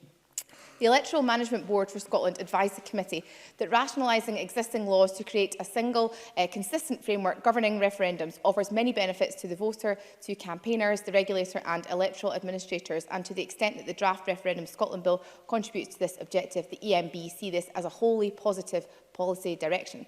And I hope members would agree with this in the interest of democracy. It is particularly important that young people are encouraged to register, as we know the impact of individual registration has already impacted negatively upon this cohort. Presiding Officer, I want to take issue with some of the evidence the committee received from the Stevenson Trust for Scotland. The Trust notes the gaps in the availability of modern studies programmes across Scotland, the lack of clarity about the aims and acceptable approaches in dealing with political questions and political literacy in the classroom. Modern Studies, Presiding Officer, is not a programme. It is a core part of the social studies curriculum area, which every pupil in Scotland should have experience of until the end of the broad general education, where they may choose to study it in further detail at National 4, 5, higher or advanced higher level respectively. The Trust then go on to reference their own research, which polled just 21 schools. That's not even 6% of Scotland's secondary schools. Yes, I will. Neil Finlay. Like the member, I was a modern studies teacher also. Does she recognise that many schools don't teach modern studies at that level? Jenny Gilruth. I thank Neil Finlay for that intervention. When he talks about that level, I'm not quite sure what he's referring to. Higher than, sorry. You can't just have a wee conversation across. I'm going to come on to Mr Finlay may wish to intervene again, but I do like to earn my keep. Mr Finlay, do you wish to clarify your intervention? The point I was making that not all schools teach modern studies at senior level. Ms Gilruth. Thank you, Presiding Officer. I think I'm coming on to address that point right now, actually. There is some evidence to substantiate the point, because the 2012 Social Studies Curriculum Impact Report, which was published, identified that 20% of Scotland's secondary schools did not deliver modern studies via a subject specialist. So they might deliver it, for example, with a history or a geographer up to a certain level. But that is important. Mr Finlay is correct if we have another referendum, because the proposed franchise will be based on that used for local government and for Scottish Parliament elections, which includes, of course, EU citizens and 16 and 17-year-olds. And I hope that this is an issue that the Education Committee can pick up as this legislation progresses, because we need to ensure that the next generation get the knowledge and the understanding and skills that modern studies develops to allow them to identify bias and exaggeration, for example, and to make an informed choice when they vote. And in an era of fake news, the pivotal role of modern studies in doing this has become even more apparent. The policy objectives of the bill are to ensure that future referendums on matters that are within the competence of the Scottish Parliament maintain the high standards achieved by the referendum on Scottish independence in 2014. 2014 is often lauded as the gold standard of referenda. There was mostly consensual debate, there was discussion, there was a white paper, like it or not, and up and down the country, whether you were yes or whether you were no, people became engaged in the political process in their droves, and we secured one of the highest ever, I think it was actually the highest ever voting turnout in the British Isles, with 84.5% of those eligible voting. We need to consider, only consider the position of Catalonia to reflect upon why exactly this legislation is so vitally important. Whether you were yes or no in 2014, no honest Democrat can accept the political persecution of those who support Catalonian independence as just. The former Vice President of Catalonia sentenced to 13 years in prison. The former Speaker of the Catalan Parliament sentenced I'm getting an uneasy feeling. You know what I mean? Go back to the bill. Yeah, well, go back to the bill then. I'm trying to be subtle. Well, with due respect, Presiding Officer, it links to the importance of why this question and why this debate we're having today is so important. And in Catalonia, obviously, there were a number of issues which didn't allow the democratic process perhaps to prevail in the way that it should have done. So as we watch on at the... Will I move away from that point, Presiding Officer? Oh, I think I'm weary. Just continue. Right. As we watch on at the horrific actions then of the Spanish government, we must make doubly sure to tread a path of civility in our use of language and our actions in this Parliament in the face of the next Scottish independence referendum. Presiding Officer, I spent my entire career in education trying to get young people interested in politics. They enjoyed watching Annabel Goldie dangle from an abseil in 2007. They were mildly amused by the Tories, brown bottles at stunt, but it was 2014 which engaged a generation of voters for the very first time. So let's make sure we get it right for the next generation. Let's make sure that they are the next part of Scotland's story. Thank you, Presiding Officer. Thank you very much. Now, who am I asking? I'm calling Graham Simpson, followed by John Mason. Mr Simpson, please. Thank you very much, Deputy Presiding Officer. It is good to be able to talk in this debate on the Referendums Scotland Bill, and I will talk about the Referendums Scotland Bill. On the face of it, this bill looks perfectly innocent, Deputy Presiding Officer. an Act of the Scottish Parliament to make provision for the holding of referendums throughout Scotland, to make provision about such referendums and other referendums held under the Acts of the Scottish Parliament, complete with sections on the franchise, conduct, campaign rules, agents, registration, etc. Doesn't ring any alarm bells. But there are all kinds of bear traps in there lurking for the unwary, and some sharp-eyed souls spotted them immediately. Deputy Presiding Officer, for accuracy purposes, this bill should be renamed the Independence Referendum, brackets, Preparedness for, brackets, Cranking Up Grievance, brackets, Scotland Bill. For that is what it is. Now, 2 committees of this Parliament have raised serious concerns on the back of evidence received. The DPLR Committee, which I convene, and the lead committee, Finance and Constitution, have both done an admirable job of scrutiny. They listened to the evidence, for example, on the preposterous idea that any future referendum on any subject would be set up using subordinate legislation. The Law Society of Scotland said, "We have reservations about the use of subordinate legislation for the most important questions relating to the Constitution." What could they mean? Such issues require full and proper scrutiny, they said, which subordinate legislation does not provide. The Faculty of Advocates said, disregarding the issues about legislative competence, it is difficult to envisage circumstances in which the holding of such a referendum and the framing of the question to be put would be more appropriately initiated under secondary legislation than by the Scottish Parliament considering and debating a bill. And Dr. Alan Rennick, already quoted earlier, said, "A power to call a referendum on any subject by regulations would be highly unusual. In fact, I've found no well-functioning parliamentary democracy that gives ministers blanket authority to call a referendum by secondary legislation." I myself did some research on this, and I can find no examples anywhere, not just well-functioning parliamentary democracies. This will be a world first, Presiding Officer, and not one to be proud of. I don't speak for the DPLR committee in this debate, but when we had Mr. Russell before us, I opened the questioning, and he and I danced around the subject of what a referendum might be used for. I suggested, perhaps rather cheekily, there might be a vote on bin collections. Not such a bad idea, given the state of service in some parts of the country. The Cabinet Secretary was, to be fair, less combative than usual, and when we discussed where primary legislation may be appropriate, he proffered moral issues like, say, end-of-life questions. But we all know that this bill is not about bin collections or moral questions. It's about one thing and one thing only, and that's independence. And to suggest the details of another vote on Scotland's constitutional future, which we decided on in 2014, should be rammed through Parliament by subordinate legislation is an outrage. The DPLR committee said in its Stage 1 report there may be times where using delegated powers is appropriate, but that different referendums may require a different level of parliamentary scrutiny, either primary or secondary legislation.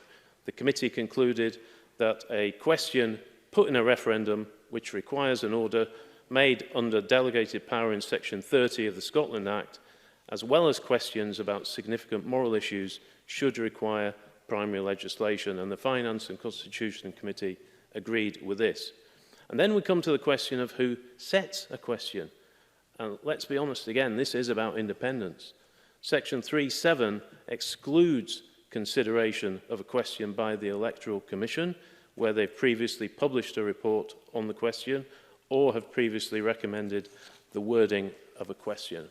Now, the Cabinet Secretary was rather bullish in a polite way about this in committee, claiming somewhat bizarrely that because we had asked one question in 2014, the same question should be set in stone, because in his words, it is a current question. He went on, I cannot see why we would suddenly decide we'd better brush this one down and have it tested again. It's still there, he said. It's still been asked. It's current. In effect, he wants to cut out the Electoral Commission.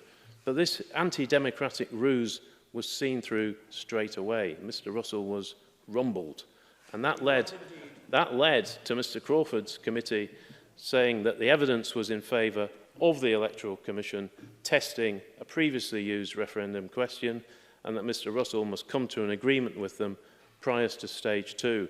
And I'm pleased to hear today that he's rather reined back on his rhetoric. Now, I said earlier in an intervention to Mr. Rumbles that this bill was being rushed through. That is my view. The government wants to push this through before the end of the year. I think this is a serious bill. There may be a number of amendments, and my view is there simply isn't time for that. If we're going to put through legislation like this, it needs to be done properly and not rushed. Thank you very much. I now call John Mason to be followed by Neil Bibby. Mr. Mason, please. Thank you very much, and thank you for the opportunity to take part in this debate today. I have to say I joined the Finance and Constitution Committee after the summer, and therefore shortly after they had commenced their work on this bill. Although it is quite a technical piece of legislation, it certainly has created a lot of interest, and it does deal with many factors as well as the actual question of the wording of any question. Firstly, I think there is widespread agreement that there should be such framework legislation, so we do not need to keep reinventing the wheel every time we have a referendum. In the past, I myself have felt that we should move towards having more referenda on more topics, as they do in countries like Switzerland and the United States. We have tended to have referenda on major constitutional questions. For example, the first time I voted was in 1975 in the then European referendum. However, some have felt we should also have referenda on major moral questions, such as they have had on abortion in Ireland. But potentially we could also use them for local issues, as I think happened from memory in the 1996 decision when Rutherglen left Glasgow. However, I have to say that the 2016 referendum has made me a little more wary of this form of decision-making. If you get a big majority, such as in 1975 or 1997, I believe a referendum can give public endorsement to politicians' proposals. However, a close or disputed referendum, such as 1979, 2014 and 2016, clearly does not lead to widespread acceptance and may just lead to demands for a further opportunity to vote. Yes? Patrick Harvey. Thank you. I'm grateful to the member for giving way. Can I just point out that in '97 there was also a referendum in Wales which did lead to an extremely close knife-edge result, and that actually it's the form of leadership by those who are on the winning side, reaching out and trying to implement in a way that brings people together. That's what creates the sense of being able to move on beyond a knife-edge result. And that's what has been failed in relation to the 2016 referendum, a sense of winner takes all. John Mason. Yes, I think that is a good point, because Wales has built on what was a very close result in 1997, and I think, having spent my summer holiday there this summer, I think there's a lot of agreement in support of Welsh devolution. Not quite at this moment, just let me progress.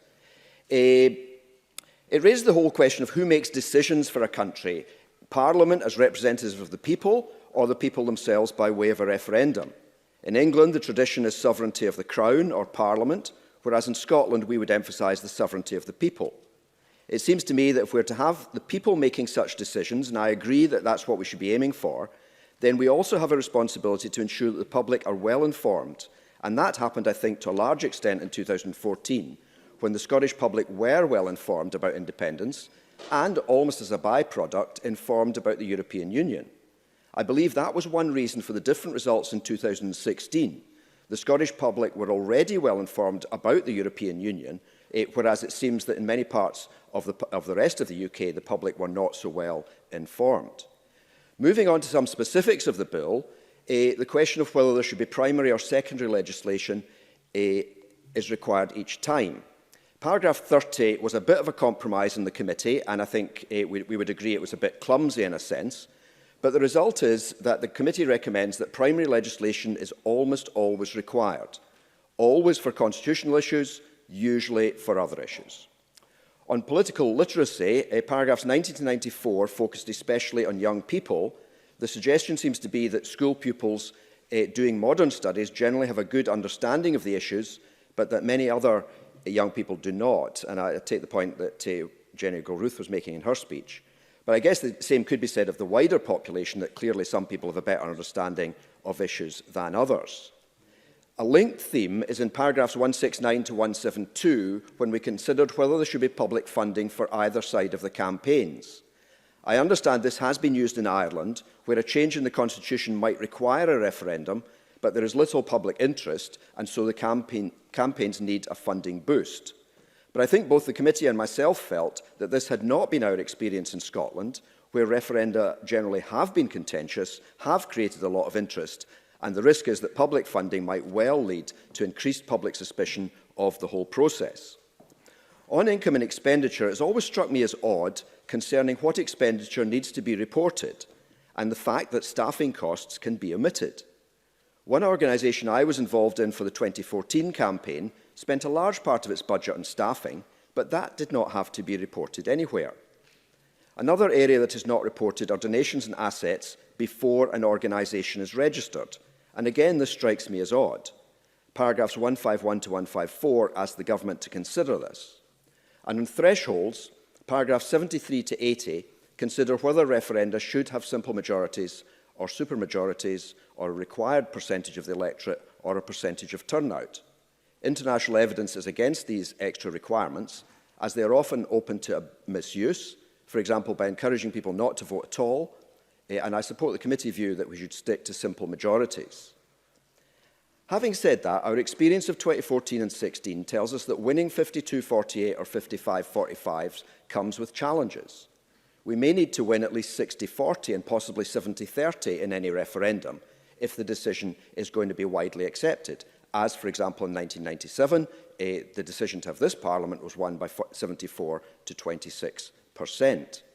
Therefore, my personal feeling is that sometimes it's possible, it's better, if it's possible, to wait a bit longer before holding a referendum so that we're more likely to get a strong endorsement one way or the other. Finally, on the issue of the actual question, the committee came up with a wording asking the Scottish Government and the Electoral Commission to come to an agreement, presumably with a bit of compromise on both sides. That is not how it was portrayed in much of the media, but that is why it was a unanimous report. We did not say it should or should not be tested again, we just called for an agreement. And I welcome the Electoral Commission's latest briefing saying they would welcome any constructive discussions. Personally, I do not care too much exactly what the wording of the question is, must come to a close, nor do I please. care too much about the timing. I just want us to win the next independence referendum, I want us to win it well, and I want Scotland to be free again. Thank you. Neil Bibby, followed by Colin Beattie. Thank you, Presiding Officer. The Finance and Constitution Committee have produced a balanced and fair analysis of this bill and issued a set of reasonable recommendations. It is now for the Parliament to decide whether or not the bill really is desirable. I agree with Bruce Crawford that we should aim for consensus in our politics, but as we have seen over the last few years, presenting a binary choice as the solution to complex problems can cause real difficulty in a modern parliamentary democracy. It can feed a political reductionism that polarises and drives people apart, instead of establishing consensus around a solution. I have no hesitation in saying I support a final say referendum on the issue of Brexit, but I only support a confirmatory EU referendum because it is a vehicle to confront the problems created by the last. A referendum is a relatively rare part of the democratic process, especially in this country. They do have a role, but as others have said, we must learn the lessons of recent times and the fractious politics they have created. Enhancing and reinvigorating the political process in a parliamentary democracy, giving people a real say over their future, is about so much more than a single event. Electoral reform of the House of Commons and replacing the unelected House of Lords to make our representative democracy more representative, an end to the creeping centralisation that undermines and marginalises local government. As others have said, witnesses to the committee recognise there is place for a generic framework governing referendums. However, in key areas the committee found no support for the government whatsoever, particularly on the issue of question testing. The testing of referendum questions by the Independent Electoral Commission should be automatic in every case as a matter of principle. If that does not happen, it would undermine public confidence and the legitimacy of any potential referendum process. The Electoral Commission provides objectivity and impartiality. It should be the safeguard which gives the public reassurance that elections and referendums are fair, properly conducted and that the results can be trusted. Professor Fisher, Professor Chris Carman, Dr Rennick, Dr Andrew Mycock, Dr Toby James all supported testing of any question. The Minister argued that because the Electoral Commission once approved the wording of a particular question in a particular referendum, that the same question should be used forevermore, that the Electoral Commission testing is somehow irrelevant in those cases. And I'm pleased the Minister is moving away from that position today. Because Dr Alan Rennick said that that would be a retrograde step, Dr Andrew Mycock has said that it is appropriate for every referendum if it is repeating an issue or if the material circumstances have changed to go through that process. Given the Scottish Government tell us they support a second independence referendum now, precisely because material circumstances have changed, they cannot have it both ways. The Scottish Government tell us this bill is about any referendum the Parliament wants to put to the people, but let's not kid ourselves. There is only one referendum the SNP want us to agree to, and it's the second independence referendum. The bill in its present form does not cover and cannot cover without a Section 30 agreement. In the same way David Cameron called a Brexit referendum to deal with divisions in the Tory party, it is clear that Nicola Sturgeon is using this bill to keep the nationalist grassroots happy. For the record, I do not support a second independence referendum. The Labour Party voted against the second independence referendum in this Parliament, and as Richard Leonard has made clear, we will do so again if necessary. But whether this bill is about independence or not, it is flawed. Throughout the committee scrutiny, witnesses raised concerns about how any future referendum would be scrutinised. Use of regulation minimises public participation and weakens the ability of this Parliament to interrogate issues and hold ministers to account. In his evidence, Dr Rennick said, a decision to have a referendum is a major decision, so it should be subject to the greatest level of scrutiny in the representative system. Using regulations as proposed instead of primary legislation weakens scrutiny. The committee heard from no one outside of the Scottish Government who is prepared to justify the use of these regulations. The nearest anyone came to offering support was the Law Society, who said scrutiny should take the form of an act, or at least a Scottish statutory instrument that is subject to the super-affirmative procedure. But that would be a very suboptimal position. When it comes to a referendum, I believe primary legislation should be used in all cases. There are other areas which need to be addressed: imprints on digital campaign material, the Election Commission's powers to obtain information, better reporting of campaign spending and assets. And on that, I think Patrick Harvey made a number of very valid points. But as Alec Rowley said, the people of Scotland and the people of the UK have not been well served by years of constant constitutional wrangling, and I think they're fed up of it. They are tired of the UK Parliament consumed with debates about nothing but Brexit. They are tired of this Parliament, and specifically this government's obsession with independence. And today is a perfect example of why we should be debating other issues. As Neil Findlay said, this bill does nothing to improve people's lives. Education standards are falling, the NHS faces a workforce crisis, local services are suffering from chronic underfunding. It's time for this government to get back to what really matters. Brexit is a big mistake. It's a warning about the profound challenges, costs and complexities of breaking up institutions which are so fundamental to how we are governed. Scotland should avoid making the same mistake by leaving the UK. Independence is not an alternative to Brexit, it is an equivalent, one that would be even worse for the Scottish economy. So, Presiding Officer, in conclusion, the concept of a generic framework for referendums may be sound, but what this is really about is one referendum and one referendum only. There are fundamental flaws in this bill. We will not support another independence referendum. We will not support a rigged process, and we do not believe this bill should proceed. Colin Beattie, followed by Donald Cameron. Presiding Officer, I am pleased to have the opportunity to speak in this debate on the Referendum Scotland Bill. The first thing I would like to emphasise is that this is not simply a bill that's focused on another independence referendum, although I'm well aware this is exactly what some members may focus on solely. This is a bill which would allow for a strong framework for future referendums in Scotland of any nature. Although it would provide us with the power to allow referendums to be held in Scotland, it also gives us a chance to format rules, questions and legislation that are strong, well-intentioned and that hold our Parliament to account. We have an opportunity to put in place a robust structure which will provide the people of Scotland with a high standard for future referenda. We could avoid the catastrophic shambles of a distorted and divisive referendum of a similar nature to that of Brexit. In the Brexit referendum, we've done little but leave voters disengaged and disillusioned by the misinformation fed to them as a means to an end. The provisions for campaign rules within this bill are particularly prominent and would ensure that campaigns are both fair and transparent. We do not want to see more campaigns where incorrect information about the NHS is plastered on the sides of buses by self-seeking politicians. We need to re-engage the public with truthful... Of course. Neil Finlay. I think he's absolutely right about telling mistruths about the NHS. Do you remember what was said in the independence referendum, where it was said that if we do not vote yes, Scotland's NHS will be privatised? Colin Beattie. I think that that has no relevance to what I'm talking about in this bill, honestly.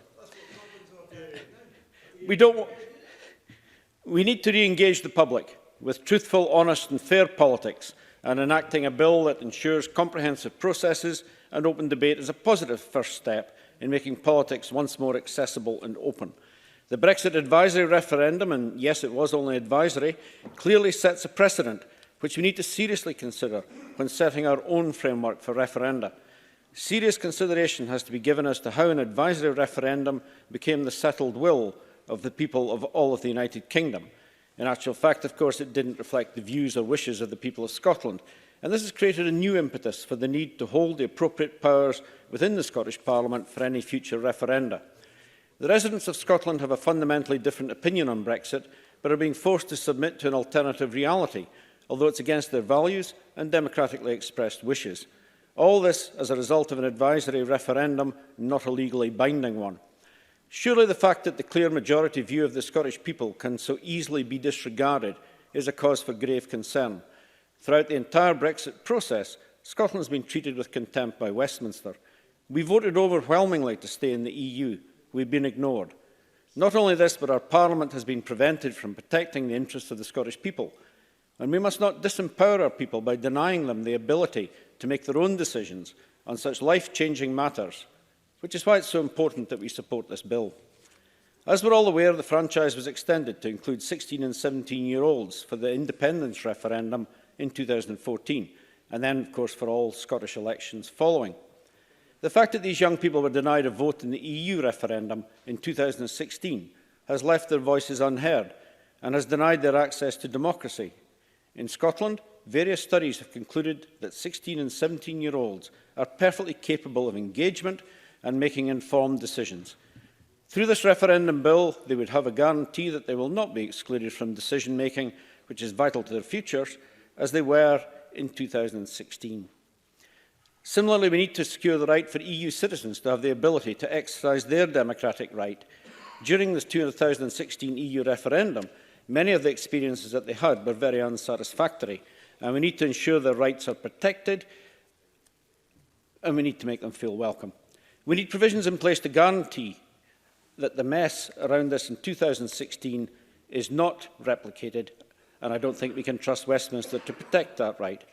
Something which is a hallmark of the Scottish Parliament is that the structure of this establishment promotes and encourages cross-party collaboration.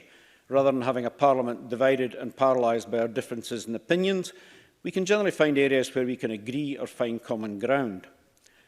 I think we would find it difficult to deny that currently we're operating with fundamentally different values than those which Westminster is currently exhibiting. And this bill gives us the power to draw on our abilities to work together across parties to scrutinise, debate and approve rules and procedures for future Scottish referenda. We can't simply wait and see what fate the UK government decides to impose on us when we already know that the Scottish people emphatically don't want Brexit. We're all too well aware that even in a best-case scenario, the people of this nation are going to be worse off. Morally, we have a duty to our people to ensure that we have some influence over that outcome, even if the Westminster regime seeks to thwart that democratic duty. Surely, as a result of this, there is a just cause for Scotland to have the power to ensure that our country has a say over huge constitutional and economic changes such as Brexit, that Scotland's views are heard and respected, especially when people overwhelmingly tell us they do not want something. We have a real opportunity here to ensure that the people of Scotland are presented with referenda which are built on a proper framework, which is well considered, carefully constructed and with legal standing. This is not about whether you want a second referendum on independence or on Brexit. It's about whether you believe that the people of Scotland deserve the right to something better than the desperate aftermath of Brexit, brought about as a result of deceit and flimsy legislative chicanery, that they have the right for their decision to be respected. It's been a long time since the UK has comprehensively reviewed the framework governing referendum. Surely for our Parliament to seek higher standards on such an important issue is more than reasonable. This bill has been welcomed by the Electoral Commission, the Electoral Management Board, the Faculty of Advocates and the Institute for Government.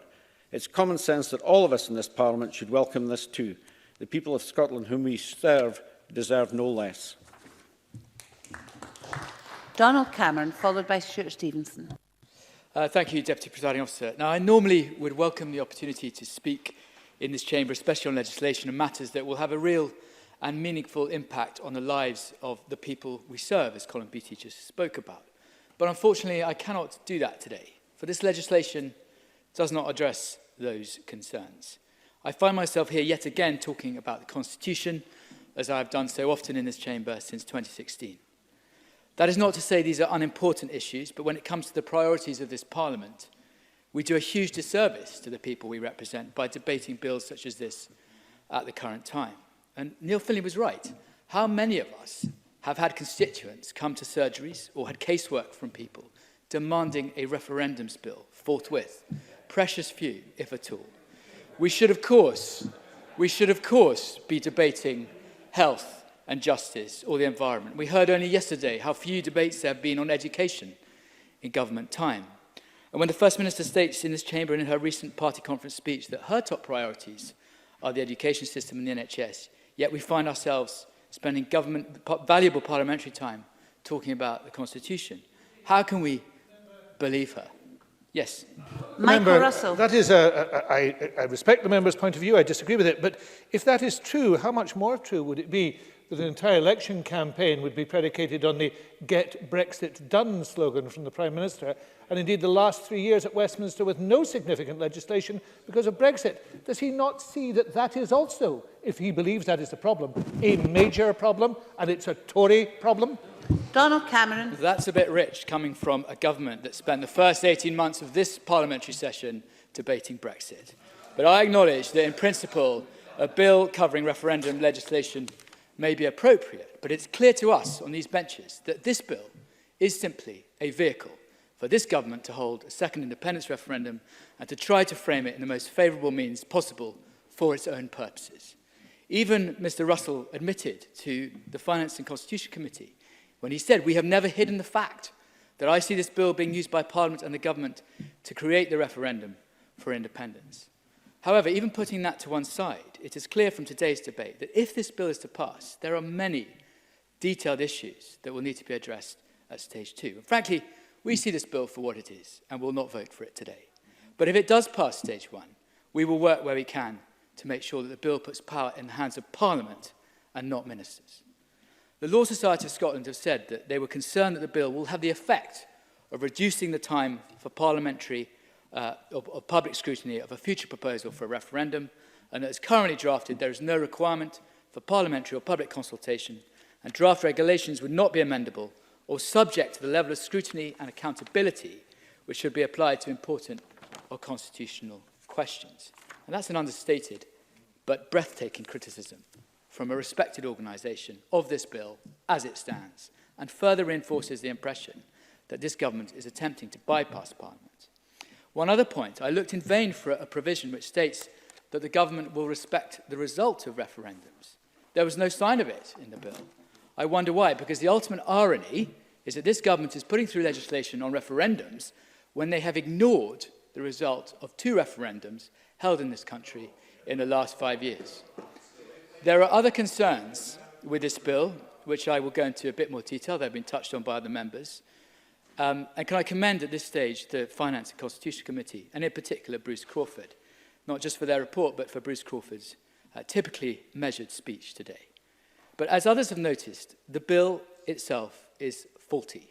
The Institute for Government has said that as it stands, the bill would undermine the legitimacy of any referendum, a damning indictment. Specifically, the Institute for Government has noted that the lack of a requirement for the Electoral Commission to test a previously used referendum question as one of many reasons why this bill could have that effect. And on that point, this bill would diverge from normal precedent. In every UK referendum since the creation of the Electoral Commission, it has tested the proposed question to ensure it is comprehensible to voters and will not bias the outcome. And in addition to that, the Finance Committee report states that the Institutional Institute for Democracy and Electoral Assistance use the Electoral Commission's process for question testing as an example of good practice, and that the Independent Commission on Referendums, through the role of the Electoral Commission, has one of the most rigorous processes for assessing referendum questions. So my question to the Cabinet Secretary, and I mean this in all sincerity, is this: what is he so fearful of? This is an independent organisation that will test the question. And it gives me and these benches significant cause for concern as to why this provision exists in the bill in the first place, and we feel that it must be rectified to ensure that there is no partisan bias in setting such a question.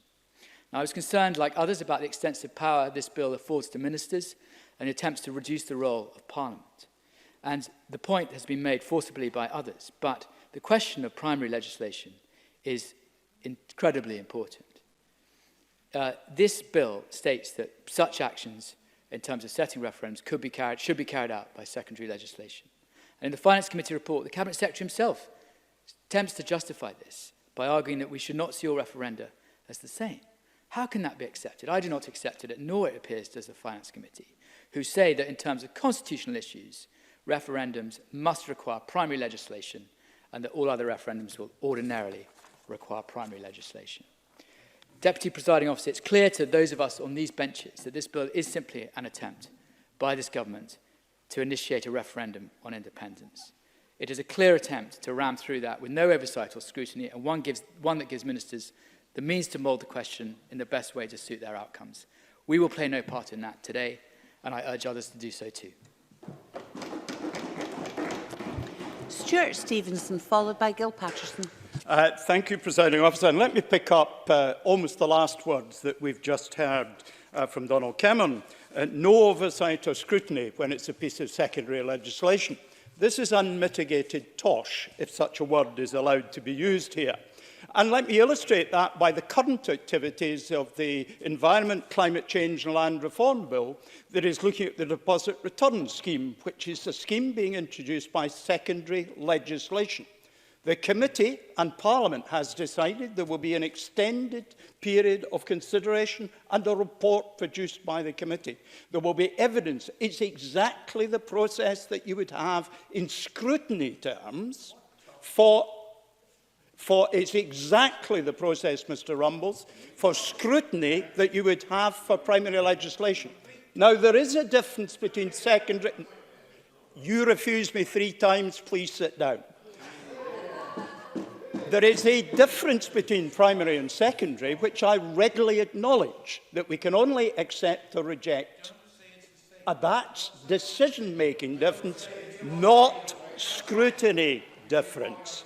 And I think members should take account of that. And I was very surprised in Adam Tompkins' opening remarks to say that Parliament could not debate secondary legislation. Someone of his experience and educational background should know better. Now, I will say that, of course, I've been involved in politics a lot longer than him. In fact, I participated in 3 parliamentary elections before he was born. And I'm now going to draw on some of that experience to look at the detail that's before us, because this is about the detail of the bill. Looking at the functions of Chief Accounting Officers, Section 9, brackets 4, I think it would be useful, Mr. Russell, the Government, if we also gave the number of ballot papers that were issued. And that is something that political parties know, but the public doesn't. So I think we might have a wee think about that. Paragraph 10(3)(d), a person providing goods or services to the accounting officer, I think we might also look at whether we should include providing services to someone who wishes to vote. In other words, if public transport failure means someone can't get to the polling station, it's of a similar character. I only think we should look at them. Looking at campaign rules at section 13, which is about the conduct of campaigning and restricting the publication of certain material. I think we need to be careful to consider what rules might apply to those who are not directly involved in a referendum and might be seeking to influence its outcome. I think of newspaper articles and newspapers. Looking at section 16, which is about the destruction, concealment, alteration of documents. Now, I relate that to Schedule 2, paragraph 38(1), where the ballot papers have to be retained for a year. But there is no such provision in relation to the materials that a campaigner might have to say how long the material should be retained. I think one of the problems with previous referendums is the campaigns fold up and disappear quite rapidly after the result is declared. And I think there is a case for saying that the materials they produce should be retained for a specified time. I don't say how long, but if it's a year for the ballot papers, I suspect that gives us an insight. I think further at 20, attendance at Electoral Commission proceedings and so on, and at section 21 and 22, there isn't a direct provision for the attendance of international observers at referendums. And I think we generally would accept that that is something that is part of good practice. Now, I'm not saying that the bill as constructed prohibits that. I think there are ways that it can be done. At 24C, person appointed by the Electoral Commission for the purposes, but that kind of conflicts with Schedule 2, 15(2), where the presiding officers also have power, and they're the people in the polling stations. I'll come back to some of the things they have. Some of them are slightly odd, I have to say. Yes, in fact, I'll come to it now. The presiding officers can decide who's admitted to a polling station without restriction, which seems a very broad thing, and you may get different decisions made in different polling stations, and I think that's unhelpful to the integrity of any vote, whether on referendum or another subject. On the casting of votes, I think a legislation of this kind might sensibly at least provide provision for future bringing forward by secondary legislation, that's a subject we could debate, of electronic voting as an additional means of voting. The bill as tabled is silent that. And then at Schedule 2, the hours of polling are between 7 and 10 p.m. I think it's time to think, for major things like this, whether polling should not take place over 3 days between Thursday, Friday and Saturday. Because I think if we make big decisions, they should be made by the maximum number of people. I think there's also an issue about ballot boxes. We should ensure that ballot boxes, there's a minimum number of votes should go in a ballot box. Because I know of a ballot box that only gets 4 votes in it. So when it's tipped out, the secrecy of the ballot is compromised. Let me conclude, Presiding Officer, as you indicate I should do. There have been local authority referendums before, Strathclyde Water, Edinburgh Road charging would be examples. I think these are referenda that would have referendums, oh dear, referenda, that would have benefited from a structure such as this. As indeed with the 1934-35 peace referendum, which was on whether the UK should stay in the League of Nations. I realise even I was not around then, although some might suggest. And finally, Presiding Officer, may I counsel my colleagues, the word referenda is not the plural of referendums, which is a 4th declension noun. Referenda means something altogether different and is a plural gerundive. Every day is a learning day. And we move to the last contributor in the open debate, and that's Gil Patterson. Many thanks, Presiding Officer. I'm really pleased to be speaking in this debate today, although I'm not a member of the committee. I think it's very timely that we're debating this today and that we're bringing forward the Referendum Scotland's bill, because I think it's quite clear from talking to people, ordinary people, that trust in referendum has actually been shaken somewhat. by Brexit. Now, I'm not here to knock Brexit, whether you're in favour or against it.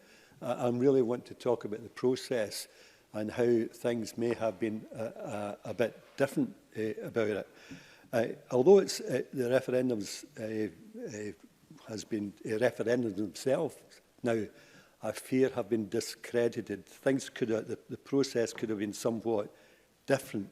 And the fact that there was a non-binding question utilised that actually became binding was the first breach of confidence. And the fact that really there shouldn't have been one question.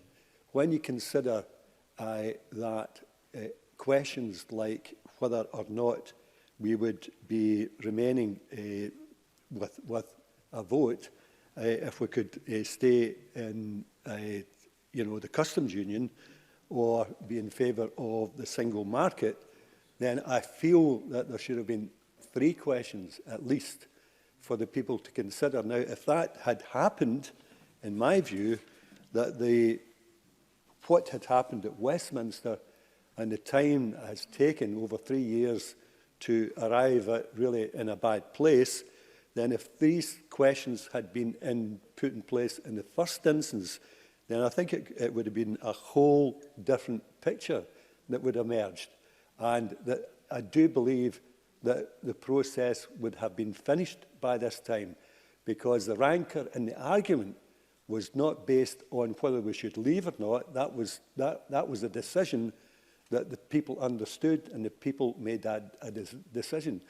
But the fact was that there was the parts remaining after that was where the argument really came into play. That can upset me because, I've looked at referendum in other places, and as John Mason has already indicated, it's a major tool in a lot of democracies throughout Europe and in Ireland now. And it's used in a very, very positive manner. It's used to consult a whole range of different issues, and it's used to engage with the public, and the public do engage. And at the same time, we give, in these countries, ownership is given to the public over very, very difficult issues. And it means the political classes like us, then if we give ownership to, and when we're making these difficult decisions, then we can implement them much better. It's a much better tried and trusted way to go about your business. That being one of the biggest benefits. But of course, the other one is, that, and I would like to use this bill, that something that we don't do very well in this country is long-term planning, where, let's say, for instance, all the parties in here actually agree that the National Health Service is something very, very special. We all agree that, but we fight like cat and dog almost on a daily basis. We attack it, we point score, we talk about waiting times, ambulance shortages, and, I put my hand up, it's oppositions that do it, and if we were in opposition, guess what? We'd be doing the same thing. There's another way to do it by using a bill such as this. If we could all come together, say, in regards to the health service, and come up with a 10-year plan that we all signed up to, and if we put that plan to the people, and if we ask the basic question first of all, and I'm sure everybody would agree with this, do you agree with a public-funded National Health Service? Point 1. Point 2, you may go on to say, do you agree to pay a penny in the pound in tax? If we give a guarantee that we will spend every penny of that in the National Health Service. So it's not a one-question thing, it's maybe a 2 or 3 question if we do agree in the first place to sign up for a 10-year plan. Because basically, that's what happens in most small European countries, that the political classes get together, they agree on something fundamental to them, where we all agree that something should happen, and there may be difficult situations that arise. So I see a bill such as this as a way to implement this, and for in the future that we look to do things somewhat different, and instead of taking something like the health service, which is so precious to us all and to the people, that we all get together, take ownership of it, talk to the people, come up with a resolution and work to that 10-year plan. And in that way, we take it right out of politics. The health service shouldn't be, as far as I'm concerned, a political thing that we kick all the time. It's to the detriment of the service and the people that are in it. And I see this bill, I can understand my colleagues in the Conservative Party and not elsewhere looking at the independence referendum. I'm looking well beyond this, to be quite honest, where we can make good use of a proper process within a referendum bill to make change for the better. Thank you. We move to the closing speeches and I call Alec Rowley for 6 minutes, please. Thank you, Presiding Officer. In closing for Labour, I would like to reiterate why we will be voting against this bill today. Our reasons are twofold. First, the bill, as it currently stands, is not fit for purpose. As members have pointed out across the chamber, evidence to the committee was highly critical of a number of provisions in the bill, namely the granting of ministerial power to hold referendum by secondary legislation and the issue regarding the testing of any question by the Electoral Commission. I did almost use the term referenda there, but I was stand corrected by my colleague Stuart Stevenson. These issues alone, given how fundamentally flawed they are, would be enough for us not to support the bill. But on top of that is the fact that the entire bill has been phrased in the context of an independence referendum. I noted that Donald Cameron, when he talked about the priorities of the First Minister being education and health, that the Cabinet Secretary came in and intervened and talked about the fact that 3 years have gone by where in Westminster that time has been completely wasted and they've not been able to focus on the big issues. He was attacking the Tories for that, and rightly so. But the very point he makes is the very point I think that many people are making today. Where in Scotland is there a demand right now to bring forward legislation to create a referendum bill that will give us more referendums, more of the same type of problems that we did have? And it's a fair point, because it's a point Neil Findlay, I think, was trying to get across when he was saying that in parts of his constituency where you don't have GP practices anymore, where public services are in decline, then the issue is not let's have a referendum bill. The issue is let's fix our health service. Let's address the issues as to why our education service is going back the way and children are being denied the opportunities that they should have in education. I also, I think, picked up on the point that Alistair Burnett made, where he said about the pretense that this is not about independence. But as I said earlier, I think in fairness to the SNP have been very upfront and clear. This bill being brought forward is to pave the way for an independence referendum, not some time off in the future, but in the next year. And the reality of that is that I just don't believe, even those people who say they would support independence if there was a referendum, none of them are demanding that we have a referendum right in the middle of the absolute chaos that we are in as a result of a failed Tory Michael Russell. The central point here, which is in order to escape from Brexit, Scotland has to be able to choose its own constitutional future. That is the key point. Not just sitting and waiting for it to be done for us. That may be good enough for Labour. It's not good enough for Scotland. Alex Rowley. Also says that that this is a way out of Brexit. It's not a way out of Brexit. This would create even further and greater chaos. Would we be in Europe? Would we be out of Europe? Would we have a hard border between Scotland and England? Would we not have a hard border between Scotland and England?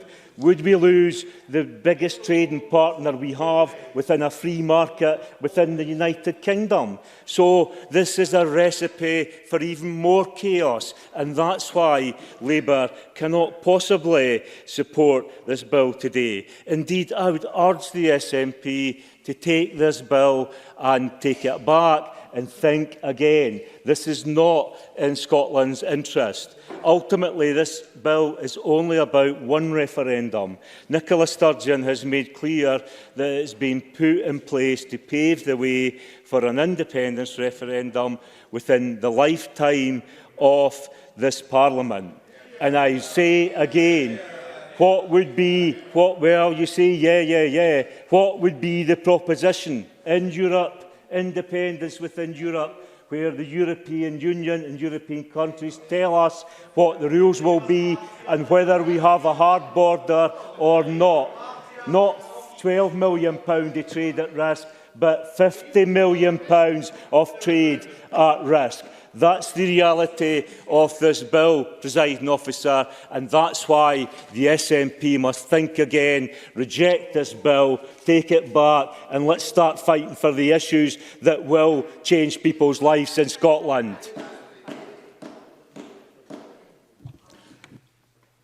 That was very quickly all gone silent. Murdo Fraser, 7 minutes, please. 7 minutes. Thank you, Presiding Officer. So I suppose first question to address is, what exactly is this debate about? Because we've heard lots of different interpretations on different sides of the chamber. We can't really take a view on the bill that we're being asked to vote on in a few moments until we can answer that question. And what the bill does is set out a framework for holding future referendums. Adam Tompkins set out at the start of this debate why we are right to be cynical about what exactly this seeks to achieve. Unlike in other jurisdictions, like, for example, Switzerland, there is no particular tradition of holding referendums in this country, although Gil Patterson made, I thought, a very decent case as to why perhaps we should rethink that approach. But what we've done in our tradition is tend only to hold referendums when we have major constitutional questions to put, such as devolution in 1979, Scottish independence in 2014, or membership of the EU in 2016. And when the bill team came to the Finance and Constitution Committee and were asked whether there were any topics they had in mind to put to a referendum, other than the question of Scottish independence, they were unable to come up with any suggestions. So this our start. Yes, I'll give way. Mike Rumbles. Would you agree with me that this is clearly a partisan bill? Because at decision time tonight, it's only the two nationalist parties and MSPs from the two nationalist parties that are going to be voting for it. Murdo Fraser. Yeah, I think my friend Mr. Rumbles may well be right. We will see the two nationalist parties in this chamber combining together, because they know what this bill is really about. It's all about independence. And indeed, as Adam Tompkins reminded us, Mr. Russell told the committee on the 25th of September, and I quote, "We've never hidden the fact that I see this bill being used by the Parliament and the Government to create the referendum for independence." And that's been quite clear in this debate, because on different sides we heard from Alec Rowley, and then we heard from Angela Constance on different sides, people arguing the substance of the case for and against independence. So that basic knowledge of what we're actually talking about in this bill has to influence our approach to this legislation. But beyond that, there are very serious flaws in what is being presented, which means we're being asked to vote upon what is simply bad law. And there are two key issues where this bill is flawed. The first is in relation to the power given to Scottish ministers to call referendums by means of secondary legislation, an approach slammed by witnesses. The Institute of Government said in their evidence that the bill would undermine the legitimacy of any referendum. They said it is imperative that the Scottish Government avoid the perception that it is seeking to avoid full scrutiny of a referendum proposal by intention or as the consequence of a desire to fast-track the process. And these views were echoed by Alan Renwick already quoted in this debate, who said, "I have found no well-functioning parliamentary democracy that gives ministers blanket authority to call a referendum by secondary legislation." The Faculty of Advocates and the Law Society of Scotland took a similar view. Graham Simpson, the convener of the Parliament's Delegated Powers and Law Reform Committee, reminded us that that committee said that constitutional referendums should require primary legislation, a view that was echoed by the Finance and Constitution Committee. Now, I was pleased to hear the Cabinet Secretary accept now that a constitutional referendum wouldn't need primary legislation. In his words, a short bill. A short bill. Well, I hope that's not an attempt to avoid detailed parliamentary scrutiny should we ever get to that stage, Presiding Officer, because it sounds to me the use of the word a short bill means just that. And the second issue where this legislation was found wanting is in relation to the testing of the referendum questions. And the committee, the Finance and Constitution Committee, heard a great deal of evidence on this issue. The Electoral Commission were very clear in their view that any question that was being asked had to be properly tested by them, even if it had been asked previously. This was because, in their view, context can change. So the ambition of Scottish ministers that a question that has been asked before should not be retested is simply not supported by the evidence. And this is very important in the context of the potential future independence referendum, because we now know, in the light of experience, that in any referendum where a yes-no question is asked, those on the yes side have an inbuilt advantage from day one. Because yes is a positive, affirming word, it is easier to get people to agree to a proposition than to disagree. And it's for precisely that reason, Presiding Officer, that the 2016 referendum didn't ask a yes-no question. The question was framed around leave and remain. So views on this issue have changed since 2014. I'll give away in a second. And that is the reason the role of the Electoral Commission in determining any question being asked is absolutely vital. I'll give way to Mr Crawford. Bruce Crawford. Given that I'm speaking as the convener at this stage, I'll make this a question of fact. Did Murdo Fraser think that the Electoral Commission for the referendum in 2014 get it wrong? Murdo Fraser. Well, time has moved on. We're 5 years on from 2014. We have more experience of referendums. We have no experience of the testing of questions. And in 2016, they didn't agree a yes-no question at that particular point. So what we see, therefore, in this bill is an attempt by the SNP government to gerrymander any future referendum, to rig the terms of it so it's as favourable to their cause as possible. And that is simply not acceptable. It should not be acceptable to this Parliament, and it's not acceptable to anyone taking an objective view on how referendums should be run. Let me deal very briefly with one other matter considered by the bill, the question of thresholds. And I listened with great interest to the case that John Mason said for referendum thresholds being higher than 50% plus one, which has been the historic trend. And I've heard the case often made. It seems bizarre that when you want to change the constitution of a voluntary society or a golf club, a two-thirds majority is required, but we can change the constitution of a country simply on 50% plus one. And I can see the attractions in that argument, but there is no precedent for any threshold more than 50% plus one being used. So I don't think we should rule that out, but creating a different threshold might simply create more problems than it solves. Presiding Officer, in conclusion, while this... Well, I'm in my last 10 seconds. Mr Fraser's just closing. 10 seconds. While this bill may appear to be about referendums in general, we know in practice it is about just one issue, independence. And even in that respect, this bill is fundamentally flawed. It seeks to give substantial power to Scottish ministers to bypass Parliament, to grab power for themselves, and in particular it gives them the power to set the question in any referendum without proper scrutiny. These measures are unacceptable to us, and they should be unacceptable to this Parliament. Presiding Officer, we don't want another independence referendum. We do not believe the public want another referendum.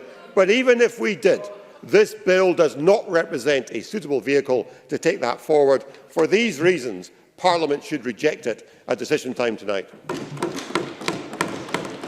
The call on Michael Russell at 9 minutes should take us to decision time. Please, Cabinet Secretary. Thank you, Presiding Officer. And what an unusual debate this has been.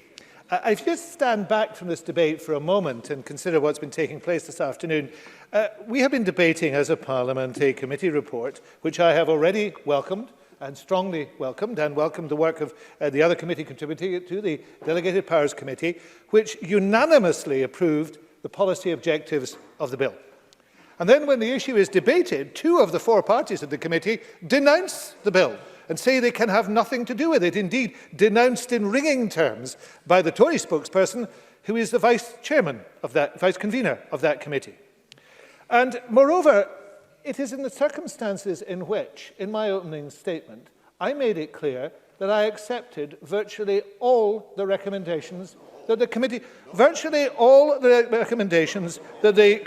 made, including the most contentious one, where I have said I will do exactly what the committee has asked me to do, which is to go and seek agreement with the Electoral Commission. I've said I will do that. So what an extraordinary afternoon. And what it proves is that this isn't about this bill. And that's been absolutely clear. Well, I was actually about to quote Professor Tompkins on that, but I think his own laughter does it. Mr. Tompkins said this wasn't about the bill, and he was absolutely correct. This is about the view from some parties in this Parliament that they have a contempt for the democratic views of the Scottish people, and they will never allow them to be heard. And let me prove that. No, I will not. No, I'm sorry. I have a lot to get through, and I did take an intervention from you earlier, and a lot of good it did me. So I'm just not bothering again. Right. Let me just prove this point by reference to 2 Tory speeches this afternoon.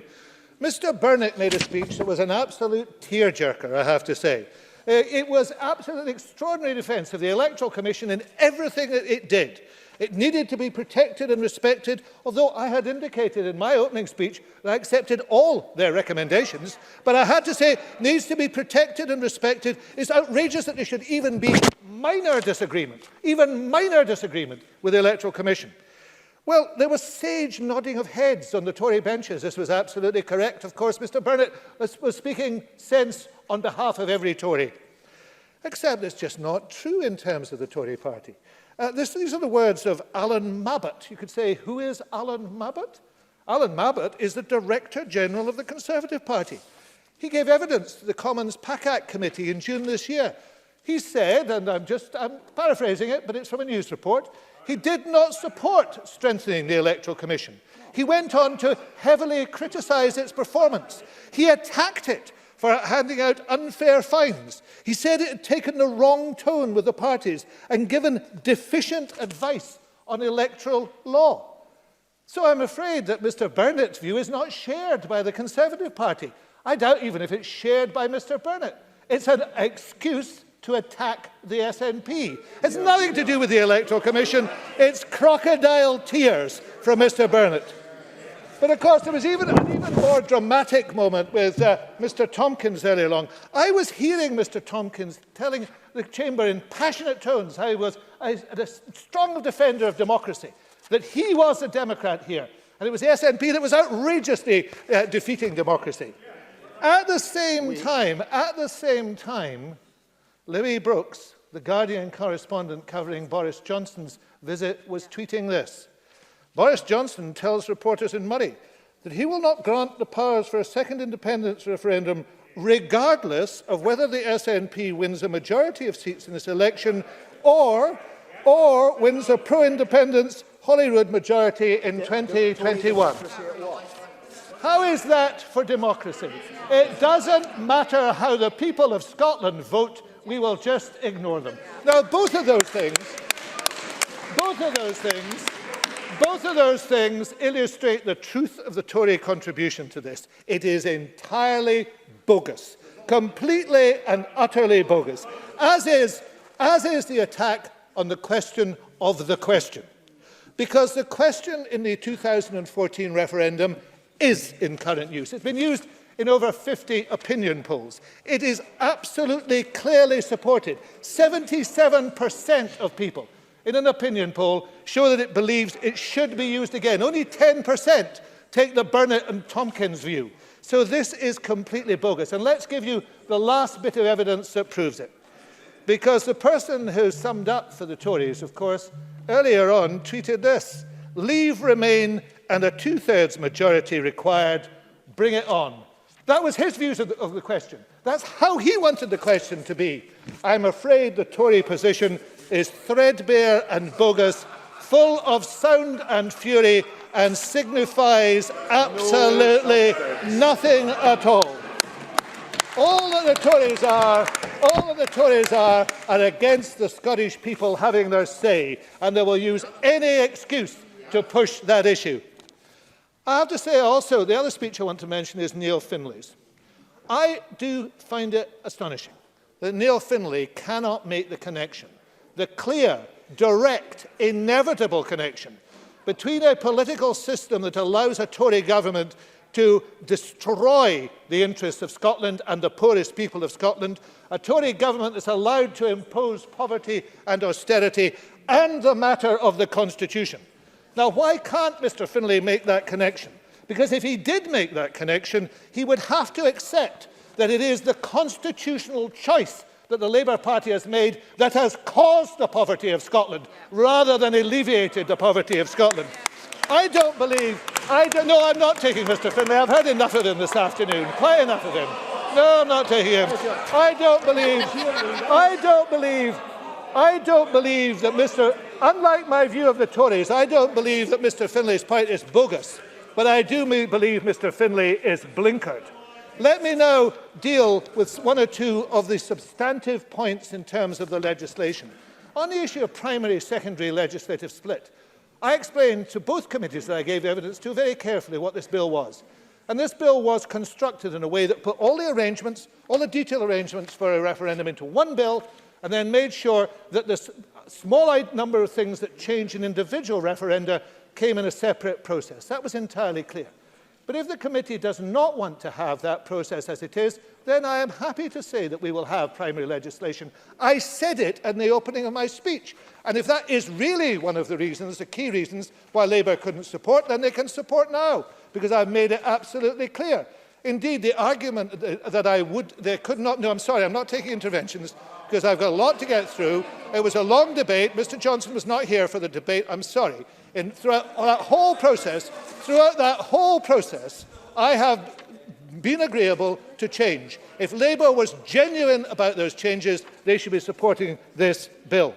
Can I also say on the question of Section 37, which has been objected to, dynamic legislation has been recommended for electoral legislation, because that means that you can continue to change as circumstances change. That is what electoral administrators will tell you is required, and we should be supporting it. Presiding officer, I started by saying what an unusual debate this was, but this is also an unusual parliament, and that was shown this afternoon. Because in a normal national parliament, you would expect that there was an enthusiasm for enabling our voters to have their say. In a normal national parliament, you accept... I don't think anybody in the Liberal Democrats should talk about trust, I have to say. In a normal national parliament, you expect that there would be a keenness to have a debate about how we enhance democracy. And in a normal national parliament, there would be an acceptance that a democratic choice of the nation's future would be what each and every member of that parliament would vote for.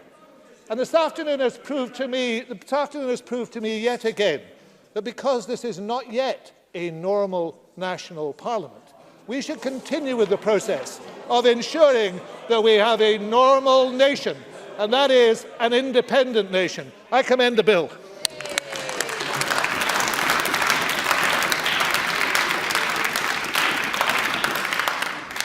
Thank you very much. And that concludes our Stage 1 debate on the Referendums Scotland Bill. The next item of business is consideration of motion 19539 on a financial resolution to the Referendums Scotland Bill. Could I invite Derek Mackay to move this motion? Thank you very much. So we're going to turn now to decision time. And there are two questions to be put as a result of today's business. The first question is that motion 19743 in the name of Michael Russell on Stage 1 of the Referendums Scotland Bill be agreed. Are we all agreed? Yes. Were not agreed. We'll move to a division. Members may cast their votes now.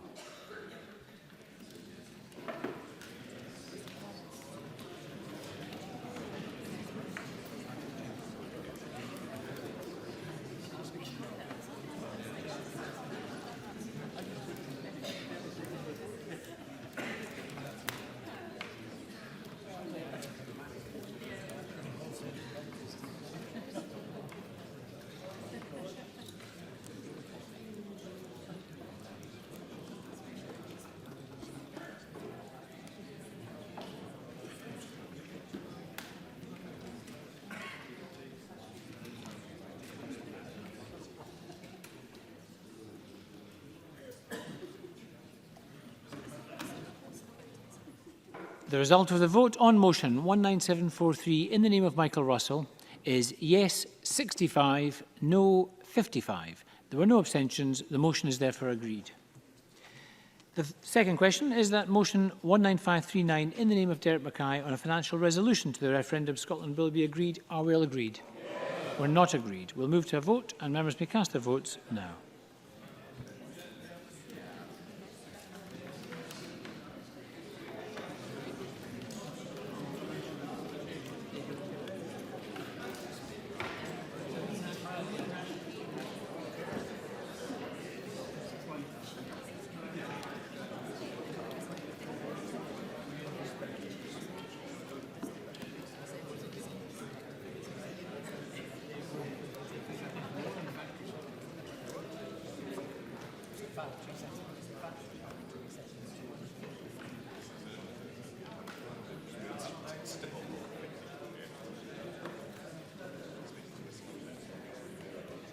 The result of the vote on motion 19539 in the name of Derek Mackay is yes 65, no 55. There were no abstentions. The motion is therefore agreed.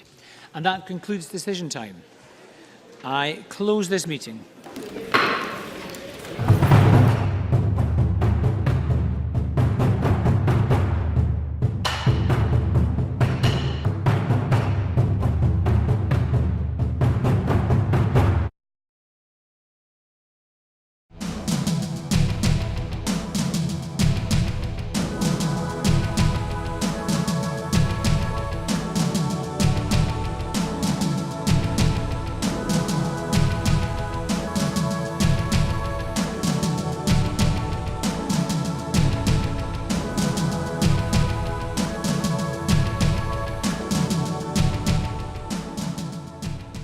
Well, it's lovely to be out on such a sunny evening in Edinburgh, but it's a shame that we have to be out tonight protesting against the two-child cap and the rate clause. Well more than a year since Alison Thulis, my colleague at Westminster, first spotted it in the small print of a Tory budget. Very glad to see such a huge demonstration today and so many people still coming along 1 year after the rate clause came into force to show their opposition to this vile and despicable policy. The UK government have never been able to justify this policy, and we saw that this week with Esther McVeigh's pathetic attempts to say that the rate clause was somehow double support for women and that gives them some kind of chance to talk about the most appalling and disturbing experience of their life.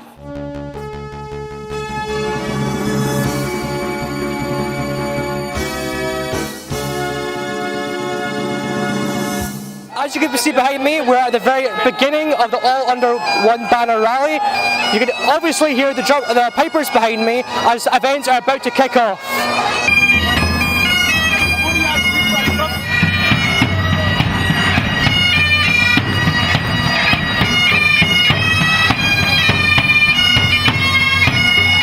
It's time to aim high, look resolutely outwards, and never, ever accept second best. Above all, it's time to believe that we can. We can build that better country we know is possible. And friends, we will. If you enjoy watching our programmes, please help us to be Scotland's independent broadcaster by signing up to become a Broadcasting Scotland supporter.